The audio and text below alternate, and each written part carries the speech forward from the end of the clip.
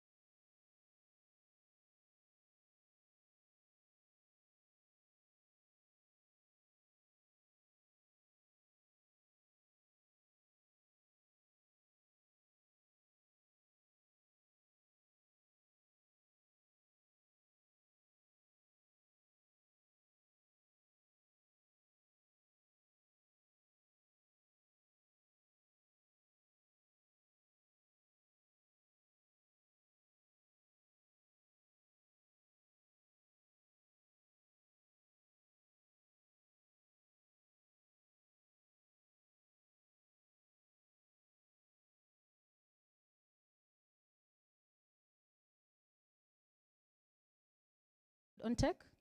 Good, great. So we are live streaming right now. You can share the link with whoever you think should be watching this. If you go to our YouTube, Baraza Lab on YouTube, the link is there. You'll just copy the link, send it on WhatsApp, send it on Signal or on Telegram, whoever you think would appreciate tuning in right now. Mohammed.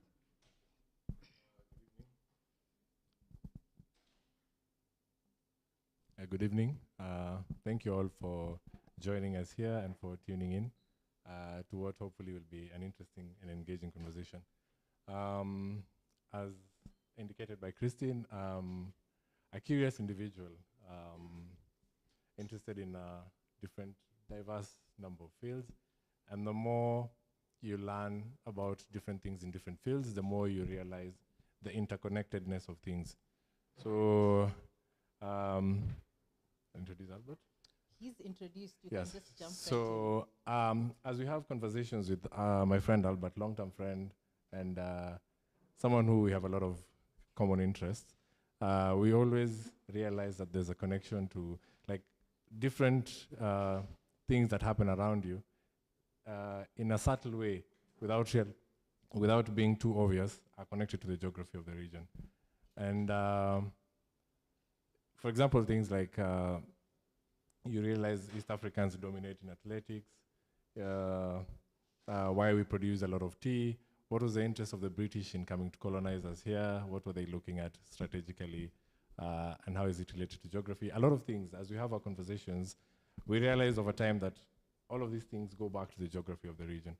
So we thought this is a fun conversation, why not share it with a bigger audience? And as Christine said, we'll start by looking at the formation of the Rift Valley. So the Rift Valley... Just FYI, you can follow along on the screens. Whatever Mohammed is going through in his presentation will be showing up on the screen, so you can be glancing there and follow along with the maps. Like we said, this is East Africa through maps. So there'll be a lot of visual elements to accompany this conversation. Thank you, Christine, for that clarification. I think it's a highly visual conversation, so the maps will serve you well to follow the conversation. The East African region is home to the Rift Valley. So, as you mentioned, 844, we learn a lot about a lot of different facts, and one of the facts that stands out is the length of the Rift Valley. I think almost 7,000 kilometers from Jordan to Mozambique. So, for most people, their knowledge of the Rift Valley is standing at viewpoint and seeing this nice vista in front of you, and that's as much as we understand of the extent of it. Myself included until maybe 10 years ago. So with time, as you get interested in the Rift Valley, you realize this thing is not just here in Naivasha. It extends all the way to Turkana. It's actually, as they said in the books, all the way to Ethiopia and all the way to Jordan in the north and Mozambique in the south. So it's like a large geological trench, like a big tear on the surface of the earth. And after the formation of this, during and after the formation of the Rift Valley, there's a lot of other resultant features that came along. A lot of volcanic activity led formation of a lot of highlands, mountains, and from highlands and mountains flow rivers, which results in lakes and so forth. So from this one geological feature, a multitude of other features arise, which have shaped the history and the livelihoods of people who've been here, not just today, but as far back as 2-3 million years back. So in studies of society, there tends to be a lot of focus on other, like different perspectives of looking at society, be it historical, be it social, we look at economics, we look at demographics, but rarely do we look at geography as a central factor that influences all these other things that happen in the lives of people. Right. So, and that's what we're going to do in this conversation. Exactly. We're going to center the geography. We're going to center the geography and show how the geography affects the economics of the region, the history, the geopolitics, conflict patterns, future considerations of states in the region and so forth. So yes. So this is a map of the Great Rift Valley, the African side to it, what we'll tend to focus on today. Starting from the north, I think you can see this huge uplifted area here, which should be like Ethiopia. These are the highlands of Kenya.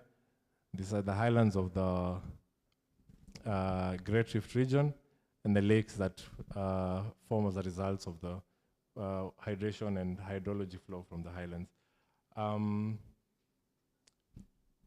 So how was the Rift Valley formed? Before we go to how the feature affects the people, we look at how it was formed. And this is the only section that will have a bit of geology.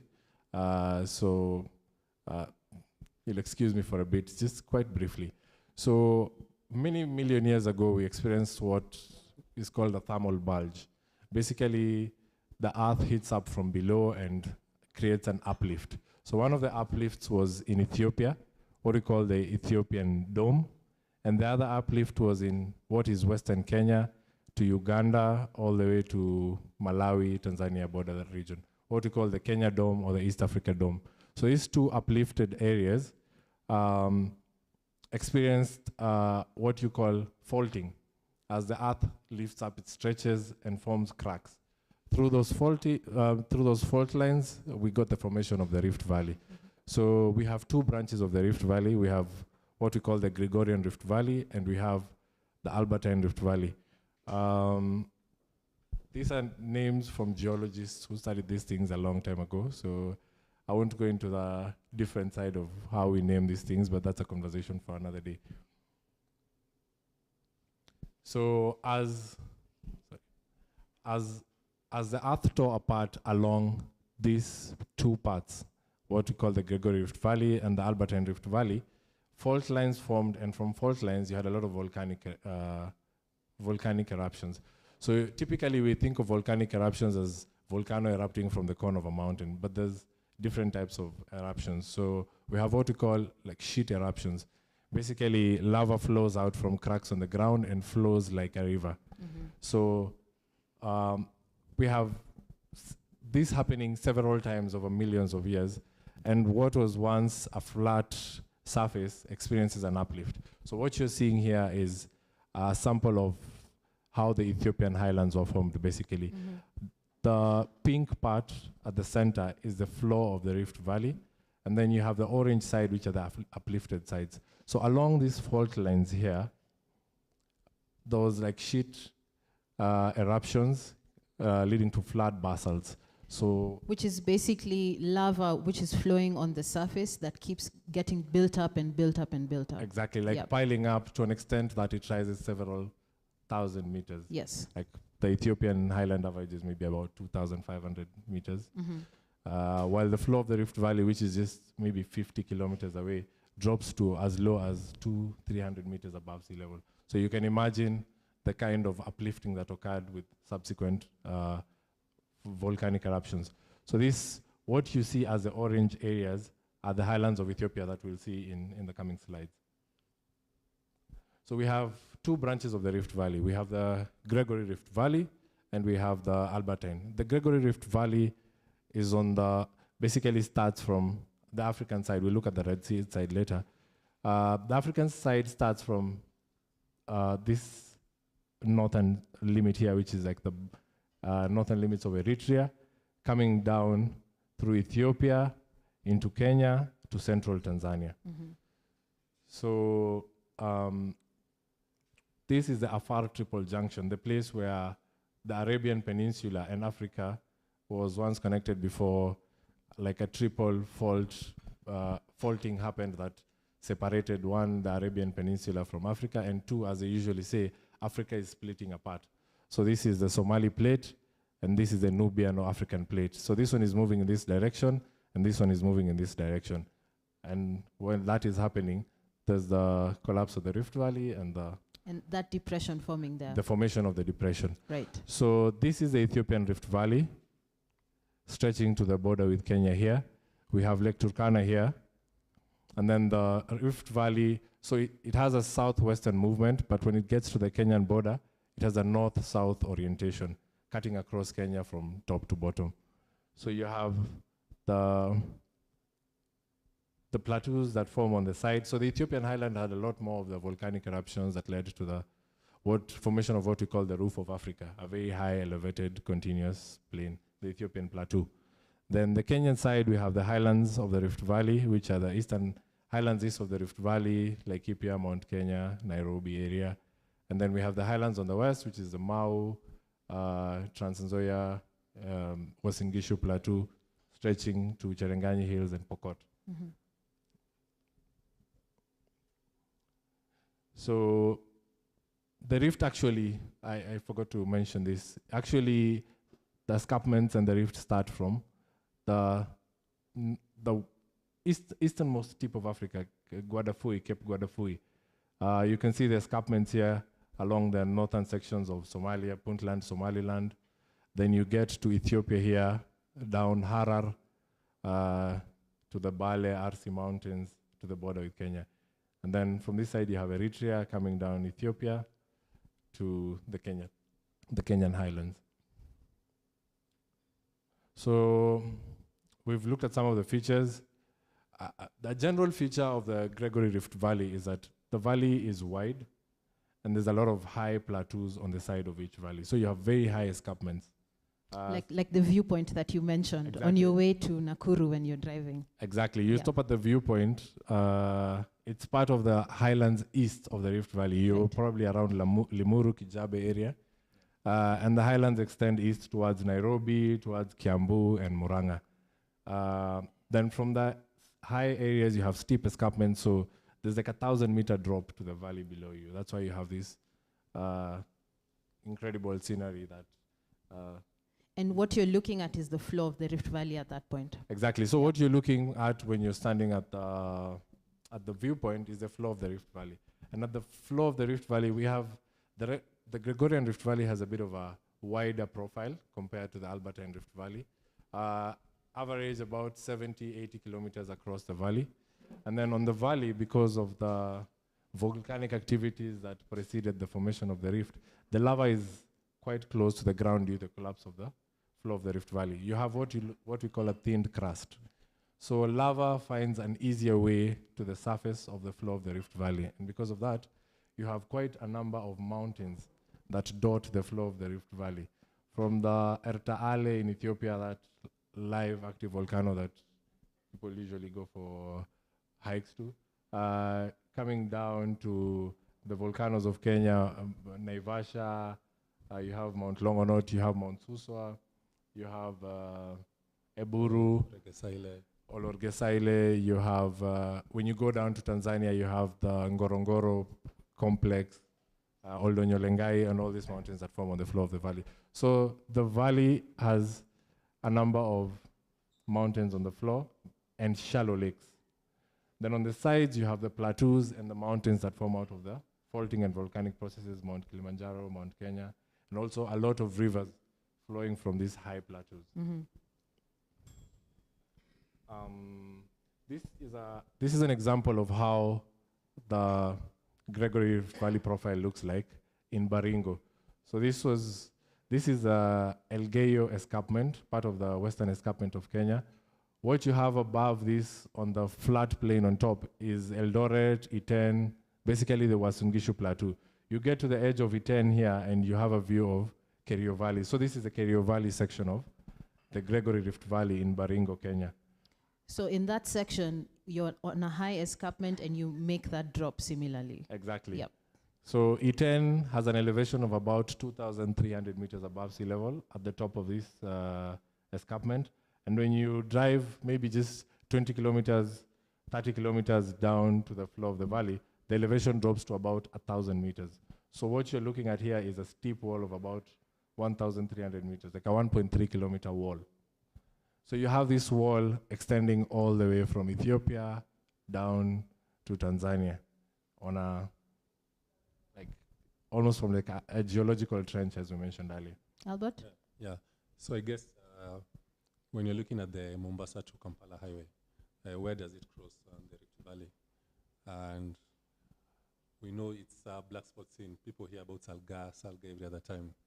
This is the highway coming up to the western side of the Rift Valley and explains a lot of the accidents. Yep. Yeah. Explains the accidents on those places that we call black spots. Yeah, because of the shift in altitude. Exactly, yeah. So as you're driving from Naivasha down to Kinungi, it's a steep descent and it's a bit of a black spot. And as you're ascending or descending the escarpment on the other side, because you've driven along the floor, Naivasha, Nakuru, and you're going up the western side, that's where you get Salga and why you have all the accidents over the years. But thankfully, the road design was changing now. Engineering to the rescue. Yeah. So this is another photo of the Gregory Rift Valley. This time we're a bit more south in Kajiado, Narok area. This is Nguruman escarpment. So Nguruman is on the southernmost part of the Kenyan section of the escarpment, just near the border with Tanzania, like Magadi, Lake Natron area. And above Nguruman, you can see the volcanic features that we're mentioning. We have Loiter Hills. Loiter Hills is an extended highlands up the Nguruman escarpment in Narok that formed as a result of the formation of the Rift Valley. This is a view I think most of us are used to, standing at Kijabe viewpoint, where you're looking at Kedong Valley, Kedong section of the Rift Valley in Kenya, and you can see Mount Longonot here, which formed as a result of the volcanic processes on the floor of the valley. We have what they call Margaret Hill here, and just behind Mount Longonot here, you have Lake Naivasha. So all these are features on the floor of the valley. We quickly move to the Albertine Rift. So this is a rift that's on the other side. As the earth was tearing up north-south, it got to the center of Tanzania where there's an old stable part of the crust and mantle called a craton. So the Tanzanian craton, it's a very tough part of the earth that the Rift Valley was not able to cut through. Which is why it doesn't extend further than Tanzania. Precisely. It doesn't extend much into Tanzania, just the northern limits. So another tear started up on this side. It's called the Albertine Rift because Lake Albert is the northernmost feature on that side of the Rift Valley. But basically from the northern end of Uganda, the south border with South Sudan and Congo, flowing down the entire western border of Uganda, basically with DRC, down Rwanda, Burundi, into Tanzania where you have Lake Tanganyika, and then it takes a southeastern turn towards Malawi and extends down to Malawi and Mozambique. With our focus being on East Africa, we won't look much into the Malawi-Mozambique side. So the Albertine Rift is located along what we call the Great Lakes region of Africa.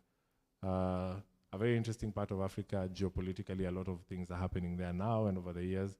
You had the Congo War, you had the mineral issues in Eastern DRC, you have like the Rwanda dynamic, you have a lot of people. It's an area that has a population of, I think, about 110 million people. And we'll get into demographics and explain why it's so populated. Yes. But one of the things that's interesting about this section is that it's quite narrow. The rift is narrow and very deep. Exactly. So in contrast to the Gregory Rift Valley on the eastern side, the Albertine Rift Valley is quite narrow, maybe 40, 50 kilometers at certain sections. And then it has very big mountains, the same with the Gregory side. But the lake profile is what is different. You have very deep lakes.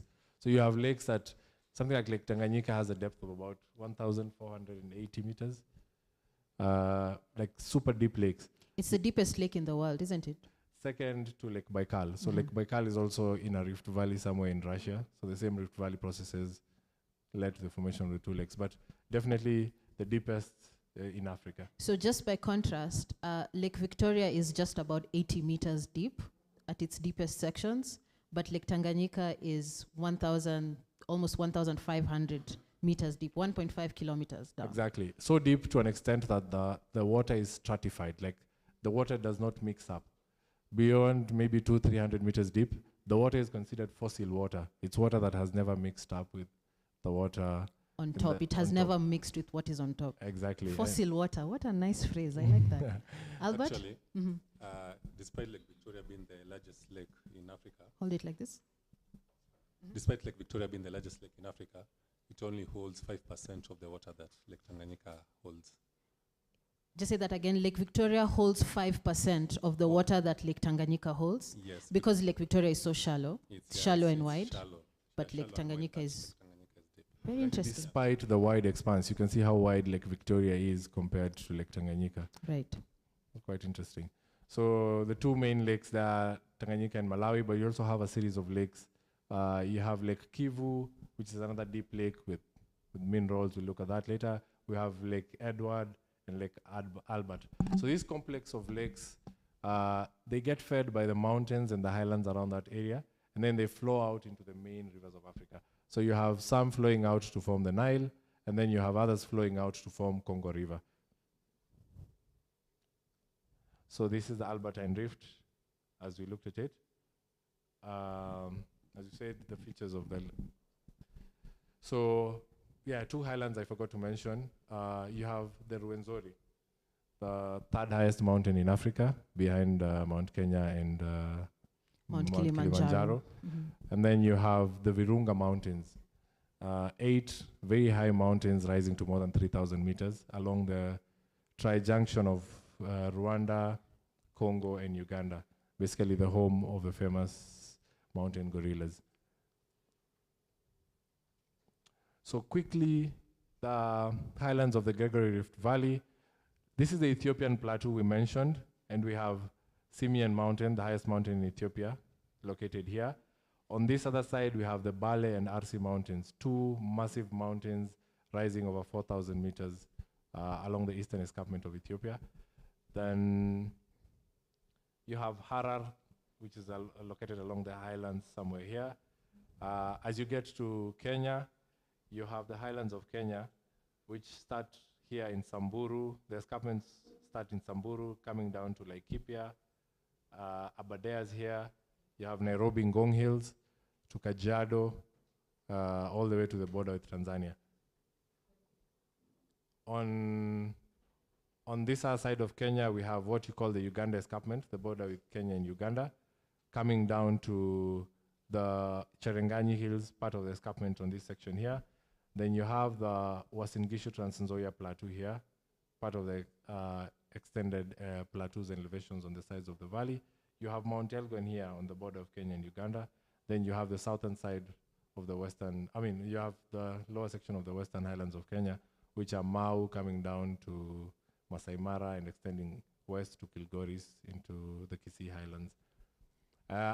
As you can see, the highlands of Kenya look quite small in comparison to the highlands of Ethiopia, which would explain a lot of things that we'll look at later. Which we can go into now, as we now begin to talk about the implication of these geographical features, primarily climate. Exactly. So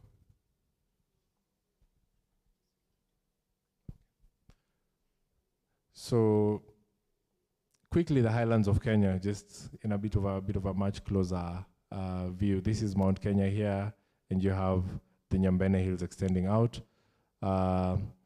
This is the southern section, Mau and Masai Mara area. This is Kitale, Uasin Gishu, Trans-Nzoia Plateau, going into the Uganda area, and the escarpment up to Samburu. So a quick pictorial of some of the highlands of Kenya. This is Mount Kenya from the western side.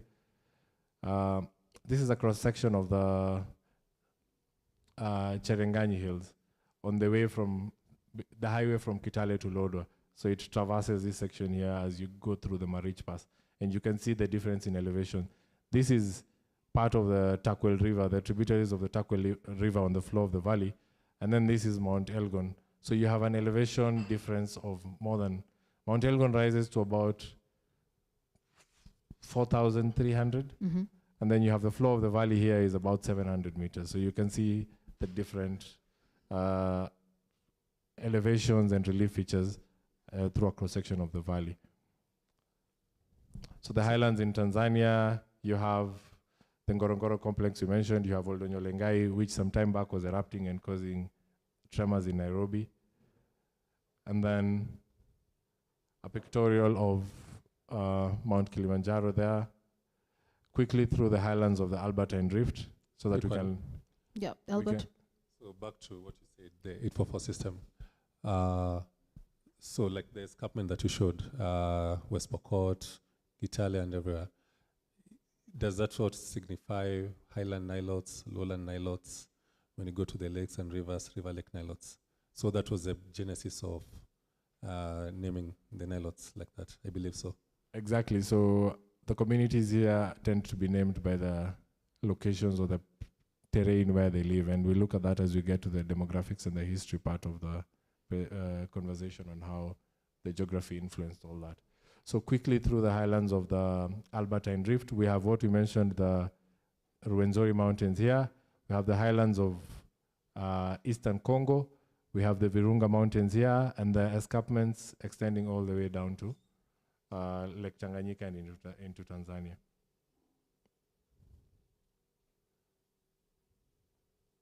This is a pictorial of Virunga Mountains. As you had mentioned, there are 8 very close mountains, quite close to each other and all rising very high. So they form a very impressive vista. So we've looked at the highlands, quickly looking at the lakes. As we mentioned, there's a number of lakes on the floor valley. So we have Lake Turkana in Kenya.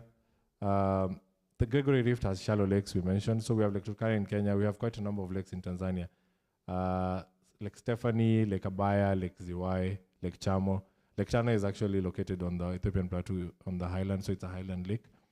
Then you have the Kenyan lakes from north to south. You have Turkana, you have Lake Baringo, you have Lake Nakuru, Lake Elementaita, Lake Naivasha, Lake Maigadi, all on the floor of the Rift Valley. And then as you extend into Tanzania, you have Lake Natron, Lake Eyasi, Lake Manyara.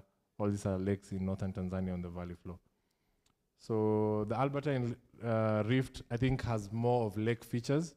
As you mentioned, the Great Lakes area. So we have Lake Albert and Edward, which drain into the White Nile in the north of Uganda.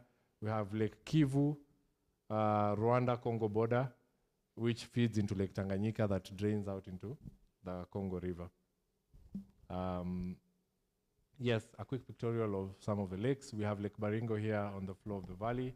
As you can see, these are the 2 escarpments, as we were mentioning, about 70, 80 meters apart. So this is Lake Kipia on this eastern side. Then you have the lake on the valley floor. And then you have the Elgeyo escarpment on the other side. So it's like a mirror escarpment on the other side. The Tugen Hills is an uplift on the floor of the Rift Valley. We have rivers. Of course, having a lot of highlands, it gives birth to a lot of rivers. So the 2 big rivers of Africa, the Nile and the Congo, all flow from the highlands of the Rift Valley in East Africa.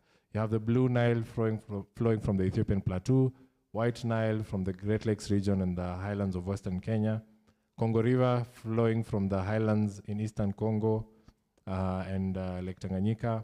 You have the Juba and Shebele rivers, the 2 main rivers that sustain population of Somalia, flowing from the Bale and Arsi mountains we had looked at earlier in the Ethiopian Rift Valley. We have the main rivers that sustain pastoralism in Kenya. You have Tana, Athi, and the Wasonyiro, all flowing from the eastern escarpment.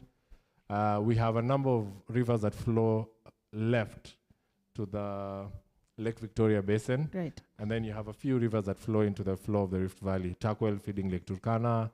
You have River Pekera flowing into Baringo, Lake Baringo, River Njoro, River Molo flowing into Lake Nakuru, and so forth.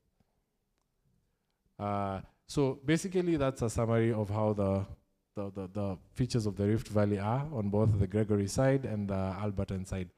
Now that we've laid the context of what the physical features are, I think we'll move into how different aspects of life over time have been influenced by these physical features associated with the Great Rift Valley. Yep.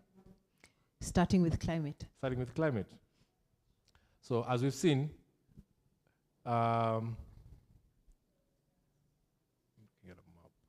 we have the highlands.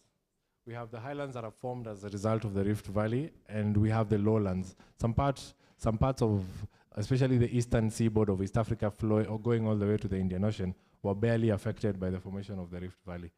So we have highlands that formed, and in the highlands we have different climate, and in the lowlands we have different climates. So in the highlands, there tends to be high amount of rain due to the elevated relief, and it's reliable, consistent rain. You're sure it will come at a certain time of the year and a certain amount. The highlands also tend to be cooler with lower temperatures year-round. And then we mentioned earlier the highlands are formed from volcanic processes. So the volcanic soils tend to be very fertile and ideal for agricultural production. So you mix these things, the good amount of rain, the good volcanic soil, you tend to have a lot of agricultural potential. Before human beings started making habitation of the region, you had a lot of endemic flora from the fact that we have a lot of highlands here and a lot of rain. So a lot of unique plants, trees that are found in this region of the world. Then we have the lowlands, which are arid and semi-arid plains, mostly on the eastern side extending to the Indian Ocean. These regions have low precipitation, low rains, and high temperatures. So livelihoods here are sustained from the rivers that flow out of the highlands of the Rift Valley. So now that we know the climate and the geography of the region, we look at how this has shaped the history. As we've said, this is a fertile, productive area, and we're not the first people to discover that. It's something obvious to even people with rudimentary faculties like early man. So this is considered a home of early man. There's a lot of excavation that has been done, a lot of anthropological studies that have traced the origin of man to the East African region. And as you can see on this map, a lot of the regions that these studies have been done are along the floor of the Rift Valley.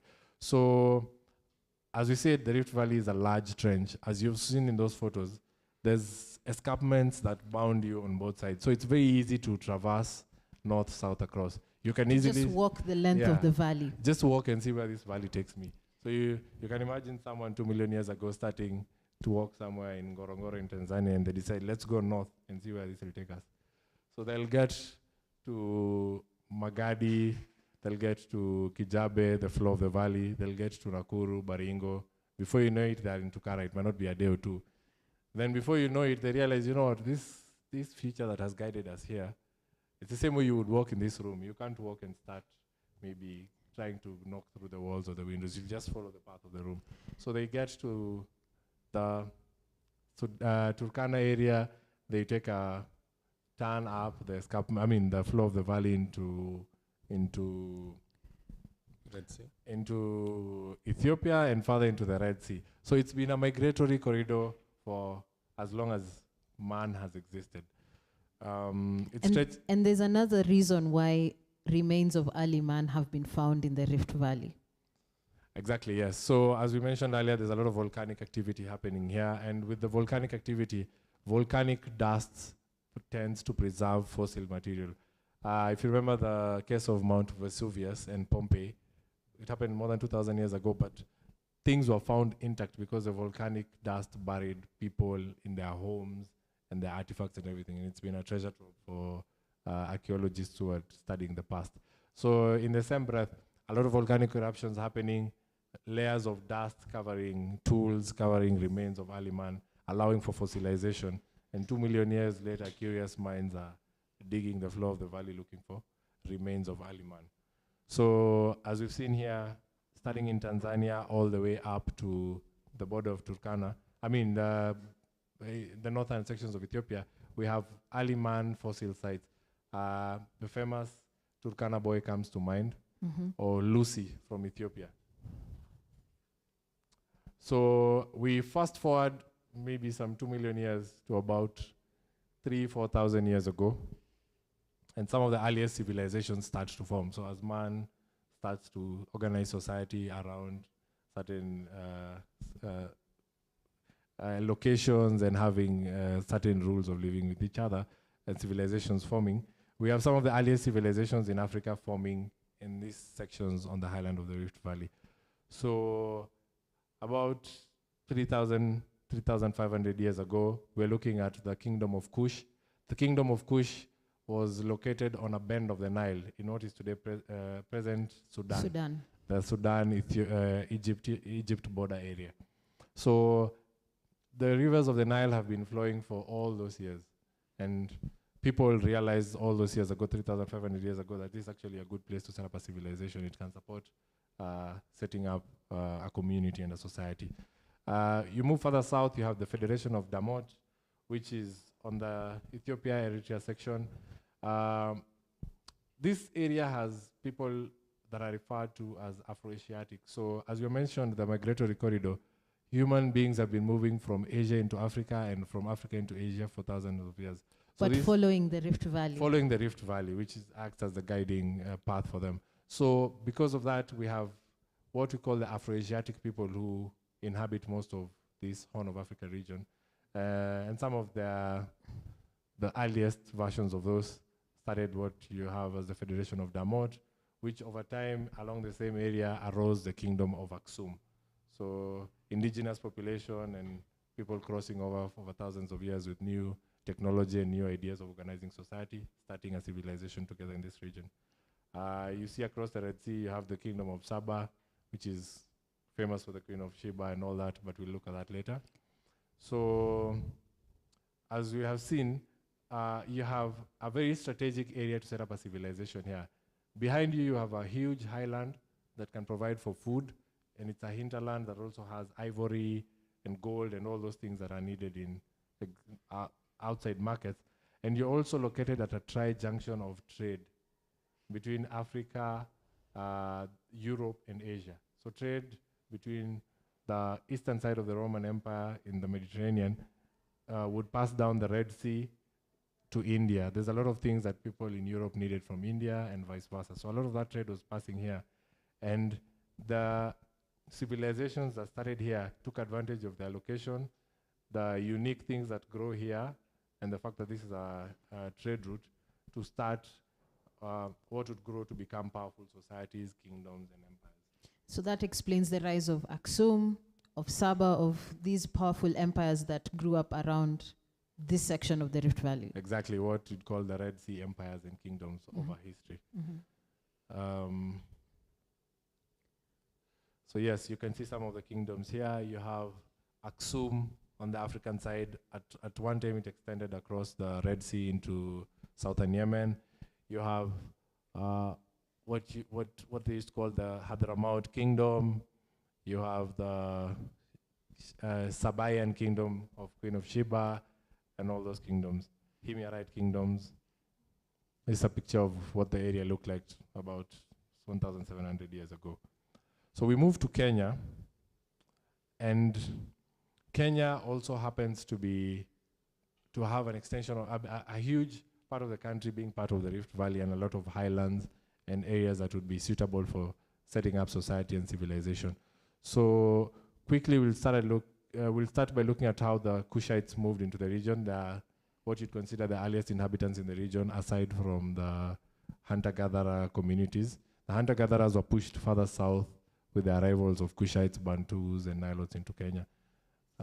So the white arrow indicates the migratory path of the southern Kushites, basically down the escarpments of the Rift Valley into what is today Kenya. And southern Kushites ended up occupying some of these highlands along the Rift Valley, stretching all the way down to Tanzania. That's why you have the Iraqi people in Tanzania. You have what used to be the southern Kushites in Kenya before they were absorbed by other communities as communities migrated into this region. So this is a migratory path of the southern Kushites, maybe 3,000-4,000 years ago. In time, you had the eastern Kushites, what would today be called the Oromo and the clans of the Oromo coming down from the Ethiopian plateaus. I mean, the eastern side of the Ethiopian, the plateaus of the highlands into what is today northern Kenya. And over time, you've had the Somali communities in blue coming into Kenya over probably the last, in waves over several centuries, as the latter of the Cushitic people moving into Kenya. We have the Bantus. So the Bantus get here about maybe 2,500 years ago and spread out from this Lake Turkana region. So they move east from the home region of Bantus, which is the Nigeria, Cameroon region, along the northern edges of Congo forest, across the Albertine Rift into the Lake Victoria area. And then they disperse south. So as you get to the highlands of Kenya, they find a community that is already existing here. So the Bantus slowly make their way south of the Rift Valley, down into the coastal area where you have a fertile coastal plain. You have about 100, 200 kilometers from the coast coming in that's partly forested with a lot of rivers flowing from the highlands into that region. So this provides an area where the Bantus set up. And then they start moving eastward. Exactly. So these are the eastern Bantus. These are the Bantus who live on the eastern side of the Rift Valley. You have the Kikuyu, the Meru, the Embu, the Kamba, the ones who are east of Nairobi. So that place that they set up near the coastal plain is what we learned in history as Shungwaya. Yeah, this is the famous Shungwaya, you would say, because Bantu set up here for this, the area on the Somalia-Kenya border going into Somalia, South Somalia, very fertile area. Boni forests extending into southern Somalia. So the Bantu set up there for quite a while. They usually say about 1,000 years before they were dispersed. But not everyone was affected by the dispersal. Some migrated in before the dispersal happened with the Shungwaya thing. So moving eastward now. So they move east, as indicated by these green arrows, upriver valleys. So you have this is Tana River, tracing all the way back to Mount Kenya. You have this as Athi River, tracing back to the highlands of Southern Aberdares and Nairobi. So they move up riverine corridors to over several centuries to settle into what is today the highlands east of the Rift Valley, starting about 600 years ago with the earliest arrivals to about 300-400 years ago. I think the last of the groups to be arriving were the communities living in the Mount Kenya East region, the Meru, the Tharaka, and so forth. You move to the Nilotic migration into Kenya, and once again you can see the effect of geography in determining the migratory route. First off, we start with the green, which are the highland Nilotes, moving in from the southern section of Ethiopia, South Sudan border. They move into Kenya along the floor of the Rift Valley and eventually make their way up the highlands to settle in, this is Elgeyo Marakwet, Eldoret, basically Uasin Gishu Plateau, Trans Nzoia Plateau, and the highlands around there, Nandi Hills and so forth. Some going up on this southern section were the Kipsigis in the Bomet, Mau area. Over time, you have the plain Nilotes arriving about maybe 600 years ago, first wave in the red. So you have the Maasai arriving here and extending all the way down the floor of the Rift Valley to northern Tanzania. And up to today, they occupy quite a number of these areas. So you can see how the Rift Valley funneled them down from the original migratory path and starting route from southern Sudan, Ethiopia border, all the way into Kenya. Then eventually you have the River Lake Nilotes, who are, I think, the latter arrival of the Nilotes.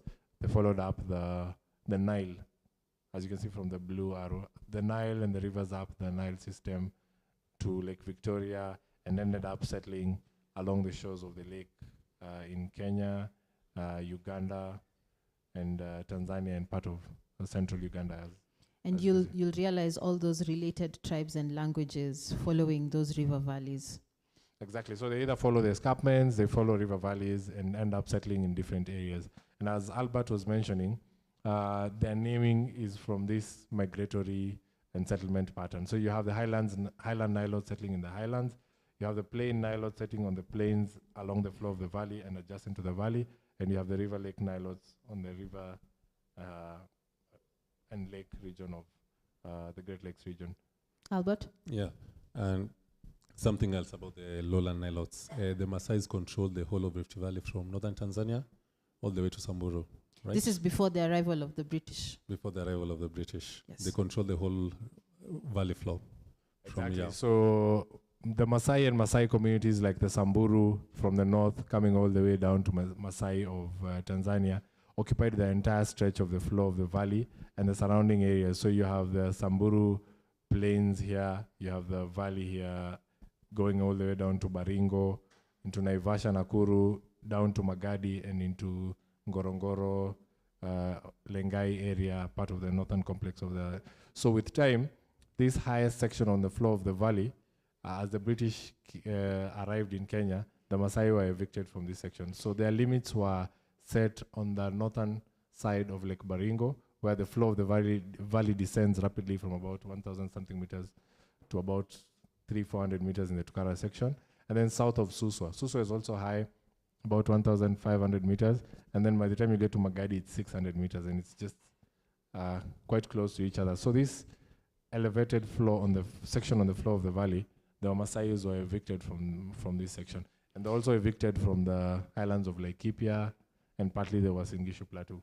So just to make this clear from a geography point of view, we have the Rift Valley in Kenya, but Kenya has an elevated highland on the floor itself, right? Exactly, yeah. So this is an interesting part on the floor of the valley. So there's an elevated part on the floor of the Rift Valley in Kenya, from Baringo to Suswa. So it's on the floor of the valley, but it's a highland. Which is why when you're in Naivasha, the altitude is actually higher than in Nairobi, even if it's on the floor of the Rift Valley. And this is the section that the Maasai were evicted from. Exactly. So these are some of the prime areas for the Maasai. You see pastoralists usually graze in low-lying areas where the weather is a bit. But here you find a plain without trees, like savanna extending as far as you can see. But it also has rivers and very reliable rainfall from the highlands around. So it's like a prime area. And the same thing happened with Laikipia, a very high flat plateau that is part of the Rift Valley process. And you have the Uasin on this other side. So flat, high plateaus, very prime land. Very prime land. What I think prime real estate. Prime real estate, yes. So, and you'll realize there's a lot of such prime real estate across the Rift Valley and the highlands adjacent to it, which over time have influenced conflict patterns, not just here, but as far as the Middle East and the Middle Eastern conflict that we're currently experiencing. And we're going to get into that, Albert. Yeah. Mm-hmm.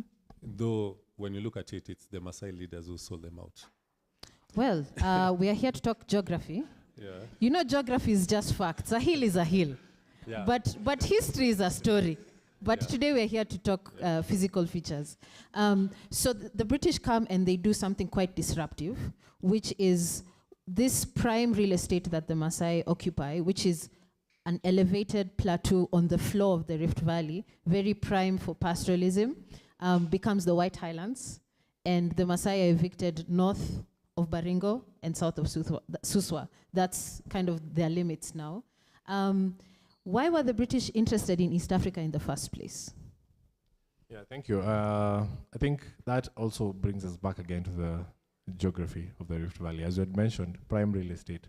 So in this region, you have highlands that extend plateaus, high plateaus over 2,500 meters. Easy to cultivate. You have a lot of reliable rain, so you can grow a variety of plants that you can use as you can export basically cash crops and export economy. So before the arrival, like these were areas that were settled by different communities. You mentioned the selling out. Just by the time the British were getting here, we had undergone drought and rinderpest. So they basically found us on our knees. It was easy to colonize us. Yes. But going back to the geography, so they realized there's this wide expanse of land that stretches across the country, very high, favorable for quote-unquote European occupation because of the cool weather and all that. So they alienate this land for themselves, push out the natives, what they call the natives, but Kenyans, into less productive areas.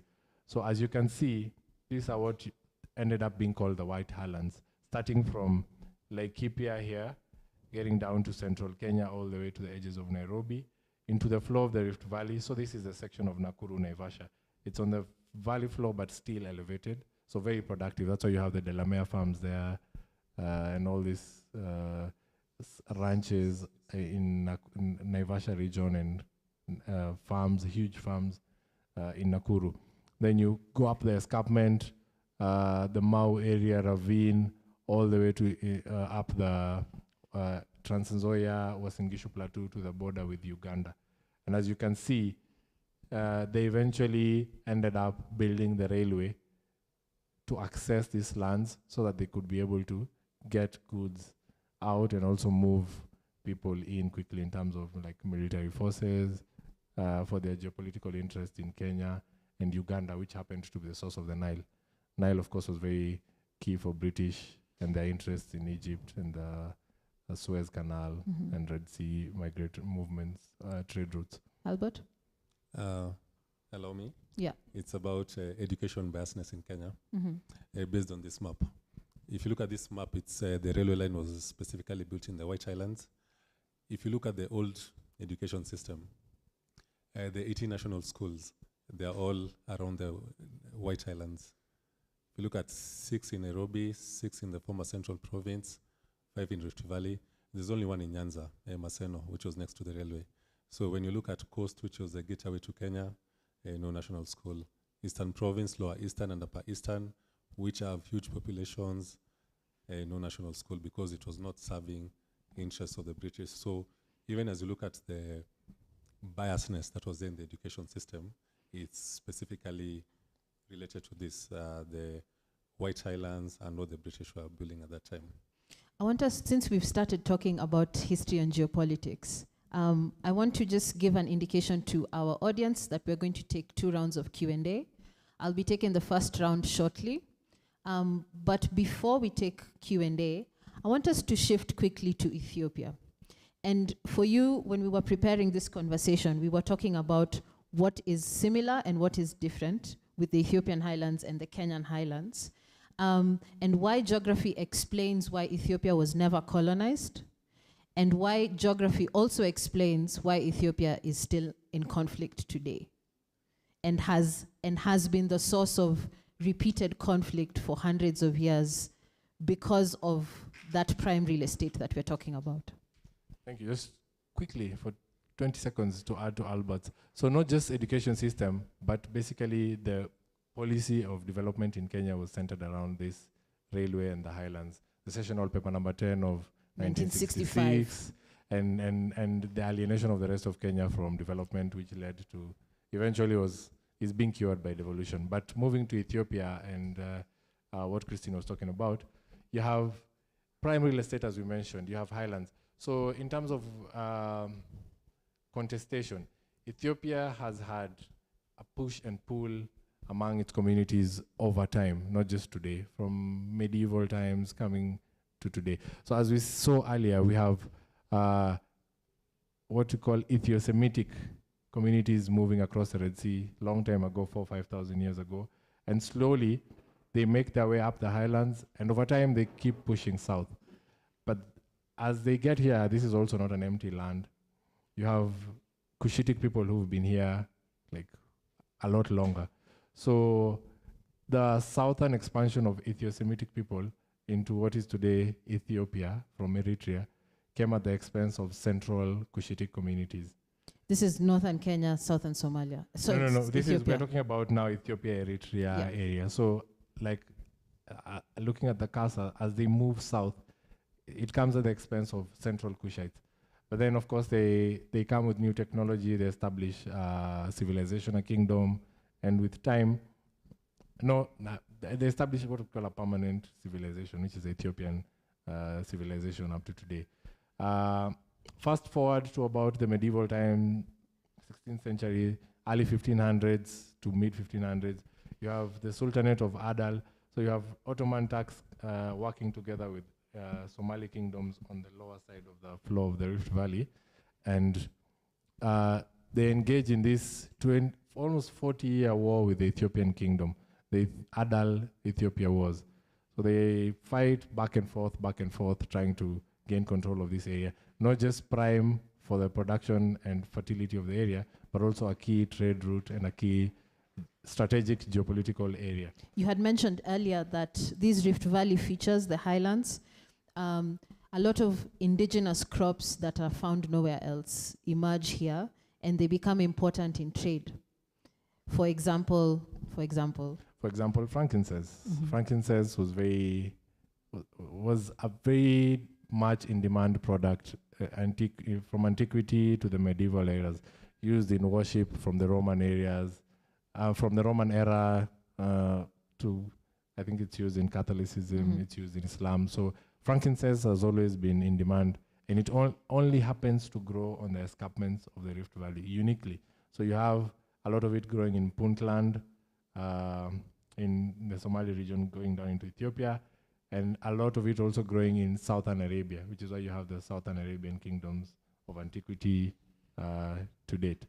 So we're looking at going back to the conflict patterns. So late 16th century, you have the Oromo migration. So the Oromos expand from southern Ethiopian base on the eastern side of the Rift Valley across the valley into the western side, which is the Ethiopian plateau. So they come to this region.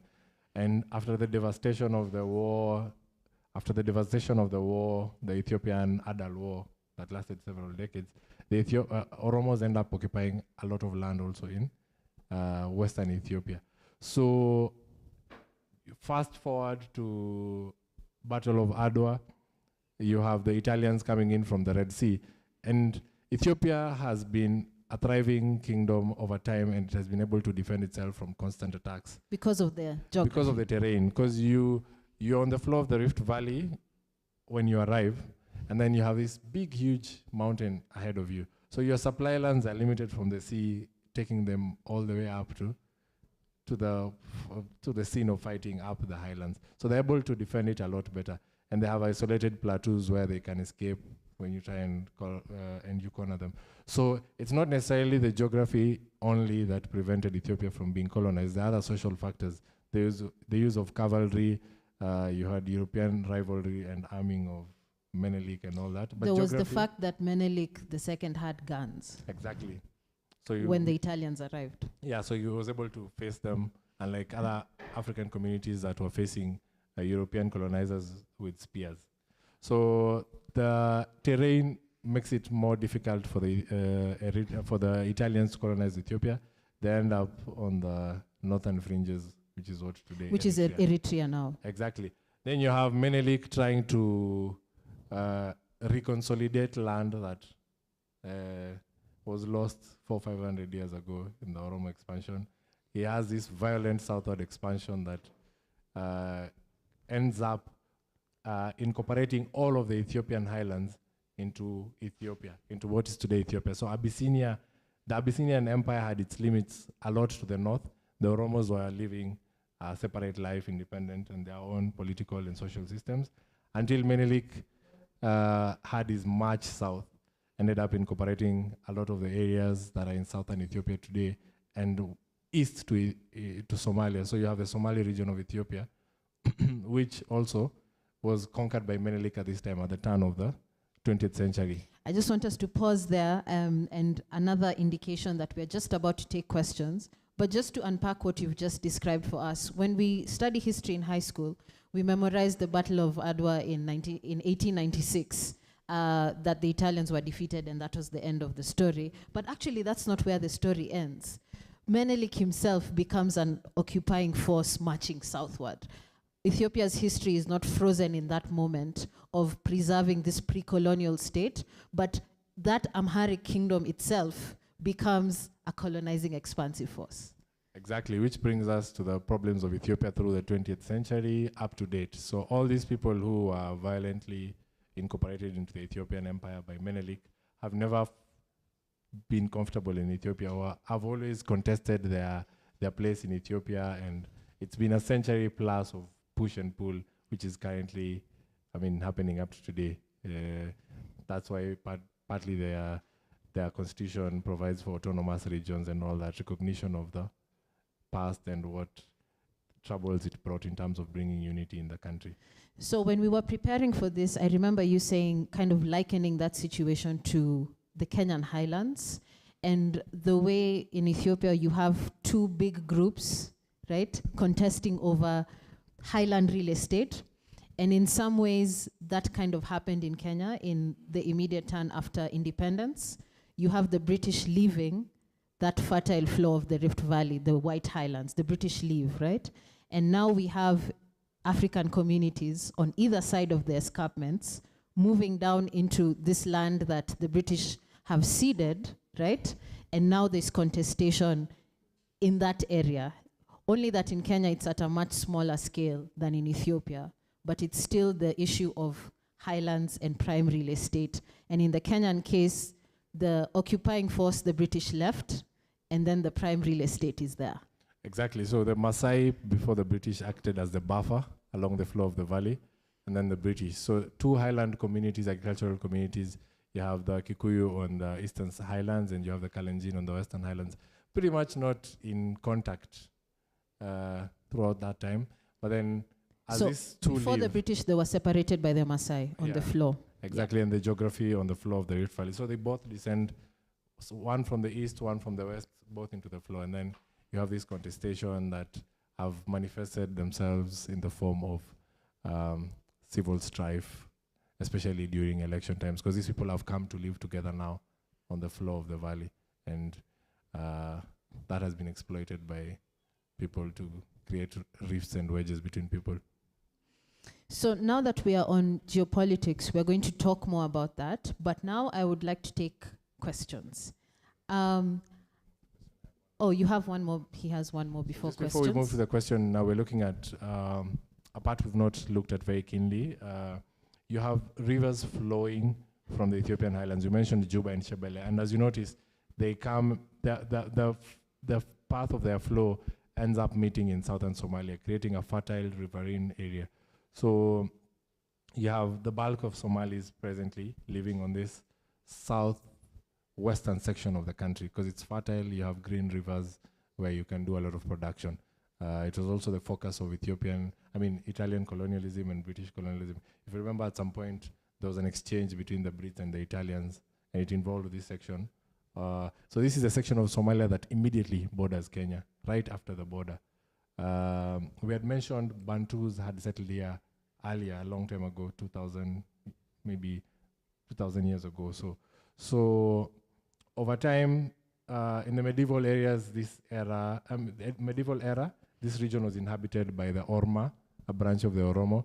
But over the last 200-300 years, you've had a southwestern expansion of the Somalis. And of course, this is also influenced by geography. You go to an area that is fertile and productive. You don't go to a barren area. So steadily over the last 3,000 years, 300 years, there's been a steady southwest migration of the Somalis, ending up in what is today northeastern Kenya, about 150 years ago, and ending up part of the Somali becoming Kenyans by virtue of the lines being drawn by colonialists, and the other group of Somalis larger group remaining on the other side. But important to say here that there is no natural geographical distinction between the Kenyan side and the Somali side. It's the same geographical feature. Exactly. If you didn't know there's a line drawn by man here, it just looks exactly the same, and the exact same people living on both sides of the border, which is the same with you have a bit of geographical variation when you go to the north and south, but on the east, it's just flat land. Basically where Mount Kenya ends, flat land all the way to the ocean. As you can see in the map here, this big expansive plain. So I think you can move to Q&A. Yep. So Q&A, I'm going to take a couple of questions. Please make them brief. If you have a comment, make it even briefer than a question. Is that clear? Questions, brief. Comments, even briefer than questions. The mic is coming round to you if your hand is up. When mentioning important facts like Cape Guardafui, or mentioning the lakes on the albertine side, like Lake Jipe or Lake Kivu, is it possible for you to pose them to as questions to us so that you can possibly engage us rather than just listening? Oh. Because well, so that you can see those who are keen in geography classes in high school. We are not doing an Africa challenge right now.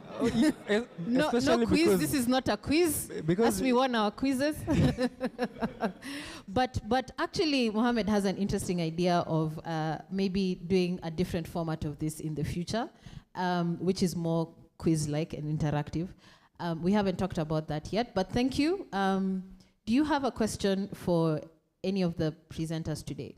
No, I only had a comment. Thank you. Thank you for your comment. Hi. After many years of following you, it's good to put a face to the name, and good job on this. My question is about Chulu and what I think is called the Shetani lava flow. I think just above Kilimanjaro. First of all, that lava flow, is it basically also connected to all this activity? Basically what created Mount Kilimanjaro and whatever is around it. But more interestingly, earlier this year I had the chance to go into that humongous cave which is below the Chulu Hills.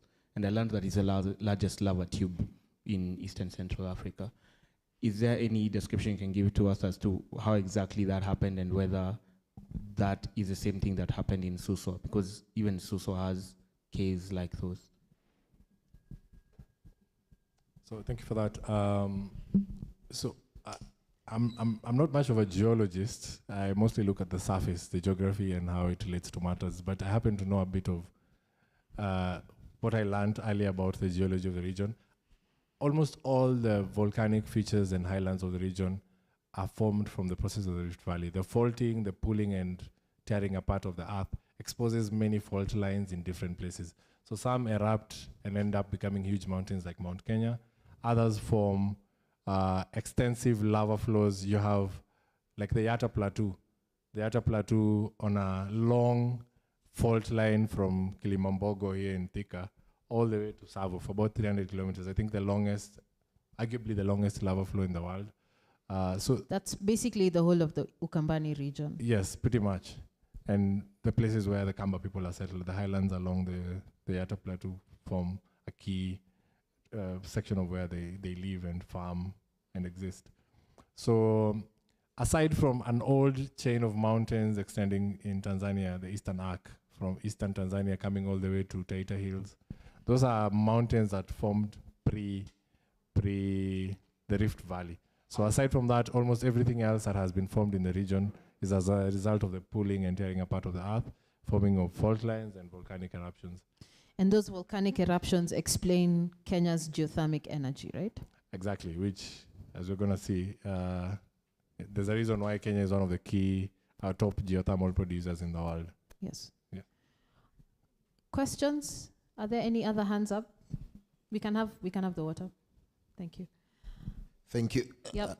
Mine is, I've heard about the Eastern Highlands, the highlands east of the Rift Valley. I don't know what effect was on the highlands west of the Rift Valley. And in terms of the story you are trying to give for the other side. Thank you. I think we have the highlands. Let me just quickly scroll through. We have the highlands on the western side of the Rift Valley in Kenya. And this, as we saw in this photo, we have you have the Trans Nzoia Plateau, you have the Uasin Gishu Plateau, where you have Kitale and Eldoret, and you realize they are very high towns. Eldoret is, I think, 2,300 meters elevation. The breadbasket of the country, basically. A high extended area that's flat, you can easily cultivate. They extend all the way north to, you can see here, I think this is the map I was looking for. So these are the Western Highlands, basically around this region. Starting from Mount Moroto here on the border with Uganda, coming all the way down to Ravine and bound by Nandi Hills. So you have, this is Uasin Gishu, Trans Nzoia Plateau, and Pokot Highlands. Then you have this southern section, which is Mau Highlands. You have the area of Bomet, and you have Masai Mara here, coming all the way to the escarpment at Loita Hills and Gurumani Escarpment. So we have the Western Highlands, and the Western Highlands happen to be the most densely populated part of Kenya. This is an area that's fertile, it's high. There's a lot of rivers. We had mentioned we have about 6 or 7 rivers flowing.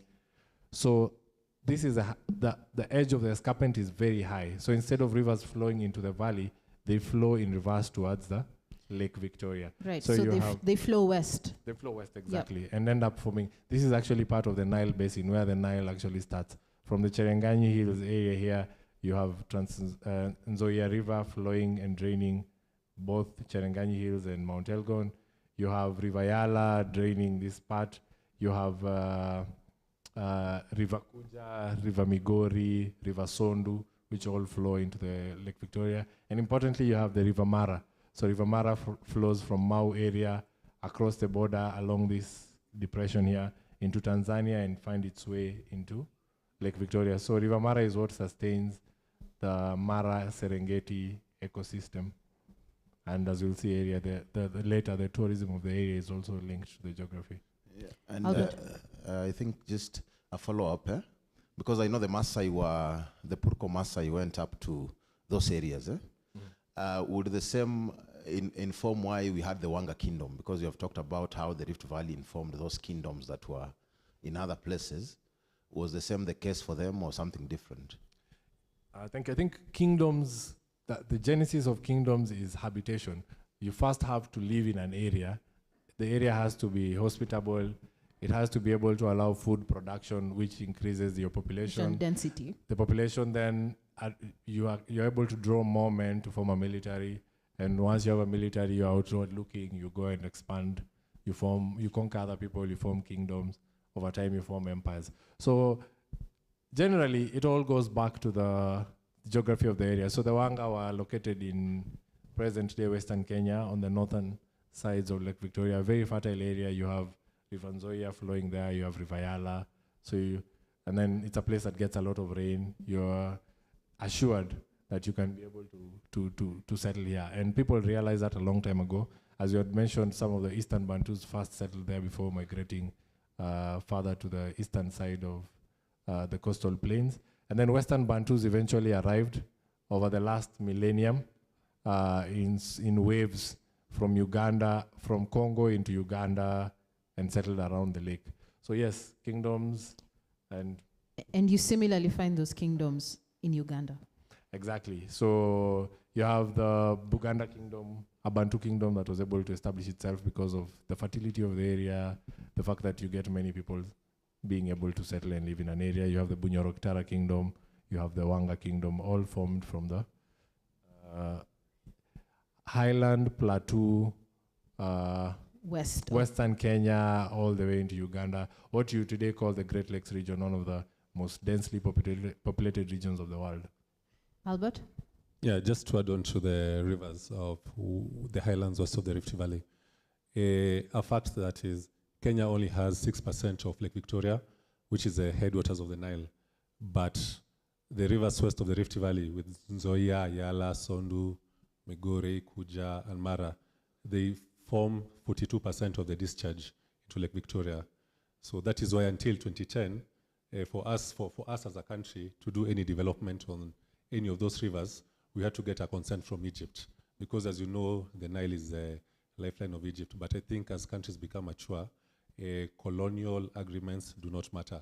And even part of geopolitics, I think, which you're going to go through, you'll find in terms of relations, Israel is very close to Kenya, Ethiopia, and Uganda. It predates the times of the Arab-Israeli war, where you want to sort of encircle your enemy by becoming allies with countries where they have the headwaters. So in terms of those rivers, they are really key to the region, Africa, all the way to Middle East. One more question, and then we go to the last part of this conversation. Good evening. So I just had a question about the age of the Rift Valley. How old is the Gregorian and the other side, the Albertine. Albertine Rift Valley? I don't have a precise age, but it's at least in the last maybe 20 million years to around 15 million years ago. And some of those features, as you know, are still geologically active. They're still geologically active. As we mentioned, we have Ertaale in Ethiopia that's still active. You have Mungai in Tanzania, northern Tanzania, actually just about 200 kilometers from Nairobi as the crow flies. There's an active volcano. You have Nyiragongo in Goma. Goma is a big city on the shores of Kivu, on the shores of Lake Kivu in Congo, DRC border area. They sit between a volcanic mountain and the lake. So yeah, it's still an active process. As much as most of the features we know were formed a long time ago, the formation is still happening. It's still tearing apart. In geological terms, they refer to it as a young Rift Valley because there's other Rift Valleys that have formed and places have separated and become different continents and stuff. But this one is still actively separating. Yeah, thank you. Just follow up, are they both relatively the same age or is one older? I believe the Gregorian started first, and then once it got to the Tanzanian Craton and was not able to progress further south, then the tear started on this other side. Okay. But yes, we are not very much into geology, so. Thank you. All right, now we move into geopolitics. We had already begun talking about that, and then we're going to connect those three things because they're all connected. Why are regions in conflict? Because of their because of demographics, because of economics, because of interests. And I want us to try and condense all that and to make it relatable to what we see today and what we see in the news. As a media lab, we're always scanning what's happening, what's in the news, right? But many times we don't connect it to these things that are in front of us every day. Yes, so thank you. We moved to the demographics, and as you can see, the demographics of the region are largely actually very much influenced by the geography. So this is side by side the map, a terrain map of Kenya and a demographic map of Kenya. As you can see, most Kenyans live around this section here. The highlands east of the Rift Valley, the floor of the Rift Valley, and the highlands west. And if you correlate it with the relief map, you can see it is this highland area here, the floor of the Rift Valley between Nakuru, Naivasha region, and then coming down to Nairobi all the way to Kambani, you mentioned Yata Plateau, to the east of Mount Kenya, Meru region, and central Kenya. So I think more than anything else, demographics is a factor of geography. So most Kenyans live on these highlands. If not there, then they tend to be found on river valleys. So rivers like Tana River, Wasonyiro, and the Lagas of northern Kenya all provide conditions for people to live, and they all go back to the geography. We look at the population distribution of Ethiopia. As you can see, Ethiopians also tend to largely live on the highlands. If you compare these highlands here and the population spread, the demographic density of Ethiopia, it's largely along the escarpments and the plateau on the west, the highlands on the west of Ethiopia. The same thing happens for Somalia. So for Somalia, because there's not much of highlands and the highlands in the north are quite dry, a lot of the population is found in the rivers that flow from the Rift Valley. So you can see this is the Shebele River flowing through central Somalia and heading south. And then you have the Juba River flowing here, and then they meet up here in this fertile riverine region. So Somalis also tend to concentrate population density, as you can see in the map. A higher concentration of Somali habitation is on the southern section of the country. You go to DRC, which is an interesting thing. I think DRC, we all know it for all the wrong reasons, unfortunately. You can trace some of these conflicts to the demographics.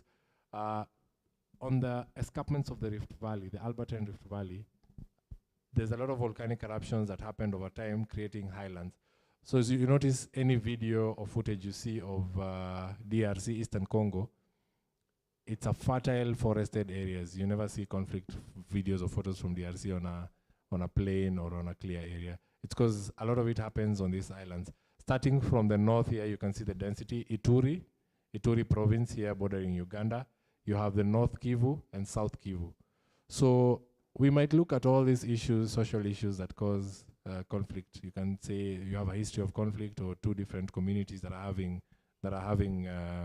contestations, but a lot of it also goes back to the geography. So Ituri, North Kivu, and South Kivu happen to be three of the four most populated provinces in DRC. They have about maybe 19 million population total, which is almost a quarter of all the Congolese people. So they live along this narrow stretch of the country where there's forested highlands giving way to savanna and rivers that are flowing out of there. As you can see, quite a number of tributaries of Congo, some of the main tributaries of Congo flowing west from the highlands of the Albertine Rift Valley. Yes, so from demographics, we go to economics. People settle in an area, the economic conditions influence, the geographical conditions influence the demographics where they settle. Once they settle, they move into economic activities. So in the highlands, you have people who lived in the Ethiopian highlands, and the highlands are centers of agricultural production. As we mentioned, the East African region is home of some of the most used products, agricultural products, you would say, in the world. It's the home of coffee. Coffee originates in a section of southwest Ethiopia, a region called Kaffa. You have frankincense. Yes, Kaffa, coffee, and for fans of rap, I think there's a Black Thought line. I'm stronger than the coffee out in Kaffa. And coffee is one of those indigenous plants to that region. Exactly, indigenous to Ethiopia. You have frankincense, indigenous to the escarpments of the Rift Valley. You have the teff, from which they form the grain which they form the flour that injera is made from, the staple of Ethiopia. Basically the food that has supported the population of 150 million people. You have finger millet, which also originates in Ethiopia. You have kat mira from Ethiopia in Kenya and the escarpments of the Red Sea. We had food that came in with migration of people, wheat, barley, the technology of plow. So over time, agricultural production thrived in the highlands. And then Bantu people came in with iron technology, and over time they were able to expand in population because it's a fertile area that allows for production. Also, we mentioned there's the Red Sea, so it's a region for export, and coffee has been exported to the world for a very long time. I think several centuries now. I think millennia almost. It's actually the second most traded commodity after oil in the world. Yeah. Yeah, in the world. So yeah, goes to show you the importance of the highlands and the agricultural productivity. I think Ethiopia is the 6th largest producer of coffee in the world. Uganda is number 8, Kenya is 16th, and Tanzania is 18th. And then in terms of tea, the British brought tea from China. I realized you have a lot of highlands where you can produce a lot of cash crops for export. So set up tea plantations, the first ones in Limuru, over time extending all the way to the highlands of the west in Kericho. And to date, Kenya is one of the top, 3rd largest in terms of production, but black tea, we are top in the world. And Kenyan tea is famous across the world. You can see this is a pictorial of, as you're approaching to land in Addis Ababa, Bole Airport, you can see Addis Ababa is located on a plateau, high plateau, 2,400 meters almost. So you can see how the highlands of the region support agricultural production from back then to present times. We go down to the plains, the home of the pastoralists, because this region does not support a lot of agricultural production. Well, we think so. There's a lot of agricultural potential there if we just put in investments. But basically, plain pastoralists settled in the plain, or pastoralism as an economic activity developed in the low-lying plains. So all this, Eastern Horn of Africa is one of the top pastoralist regions in the world. We produce a lot of the meat that serves the beef and meat demand of a lot of regions in the world. And the reason why this happens is because we have a lot of rivers that flow into the low-lying plains. So these rivers allow pastoralists to be able to access water, and the savannas and the plains around are favorable for rearing of cattle. So you have the Juba Shebele River in Somalia, you have the Dawa River, you have the rivers of Kenya. All these rivers are supportive of the pastoralist economic activity. Some flowing into the Rift Valley, Kerio, Wasonyiro, Omo, and such. Of course, we have indigenous cattle breed. The same way we have indigenous plants, we have indigenous cattle breed, like the famous Boran bull breed that is quite in sync in the world right now. I think very much in demand. You see auctions in South Africa where they go for up to 10 million a bull. Export trade, much like the agricultural production, there's a lot of export of live animals into Middle East and Asia via the different ports. Over time, the ports of Zela, Merka, Brava, Mogadishu, over time Kismayu, and to present day ports that export goods to the Middle East and Asia. This is a pictorial of the Charab Plains in northern Kenya, part of the extensive ranges where pastoralism thrives in the country. Another angle to the economics of the country related to the geography is tourism. So the natural heritage and beauty of the Rift Valley is obviously very attractive. People come to see the wide vistas that we see at Viewpoint. They come to see the mountains. They come to see the big rivers, the Niles and so forth. But we also have wildlife tourism. So a lot of the plateaus and plains where we have our game parks are off the Rift Valley, or off the highlands of the Rift Valley, or dependent on the rivers of the Rift Valley.